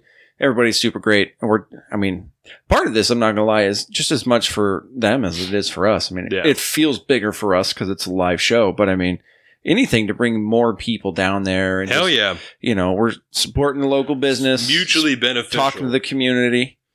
And maybe we'll get that lone Trump supporter that was standing out on the street to come down and talk with the people that we interacted with down at the town hall that were all about the Green New Deal. She will be cordial, just so you know. Don't be afraid to come down and share your opinion. We will not let anyone be any type of anything for their opinion. We're not going to make fun of you. We're not going to let other people make fun of you. We're not going to let people shit talk you or shout you down or yell at you because they don't like your opinion. This show and this live event is about people being able to express their opinions and have a conversation that is not hindered or inhibited by so much division that we can't hear you out because you're a human being. This is about understanding the people around us and why they feel the way that they feel. And we're not going to exclude anyone from that as long as you're able to present a coherent argument. Yep. And I mean, I'm not going to lie, even if I don't support your position and you would like to try to argue that better, I mean, I will give you some points that are legitimate, because even the policies that I don't agree with have legitimate points that are under-argued that deserve more argumentation. That's what we're all about here, man. We're all about conversation and hearing ideas out and talking about those ideas, even if we don't necessarily agree with them, because how are we going to find the answer if we don't figure it out? Yeah. And there's only one way to figure it out, and that's to have a conversation. So come on down and join us March 20th. Divine Wine. We'll be there. You'll see it on our Facebook. So follow us on Facebook at Salt of the Streets, all the good stuff. Instagram at Salt of the Straits. Salt of the Straits. Yeah, there you go. Salt of the Straits. And I think that'll do it for this week. So if we don't see you till then, we got Denzel coming up next week, like you said. And 2 weeks from now, it'll be March 7th that Denzel will be here for the live show, and that episode will come out March 9th in the evening, and you'll probably see it on the 10th. Anyway, boom. March 7th is also my sister's birthday, just in case. Well, not just in Raven? case, but just so you know. Yep. Well, happy future birthday, Raven. With that, you do all kinds of stuff in your life. You own part of this company, and just so you know, like, I'm the guy that you come to when you want to perjure yourself to protect an Australian mining consortium. What the fuck? So, just in case, you ever find yourself in that position. Hey, man. Solar batteries need mining.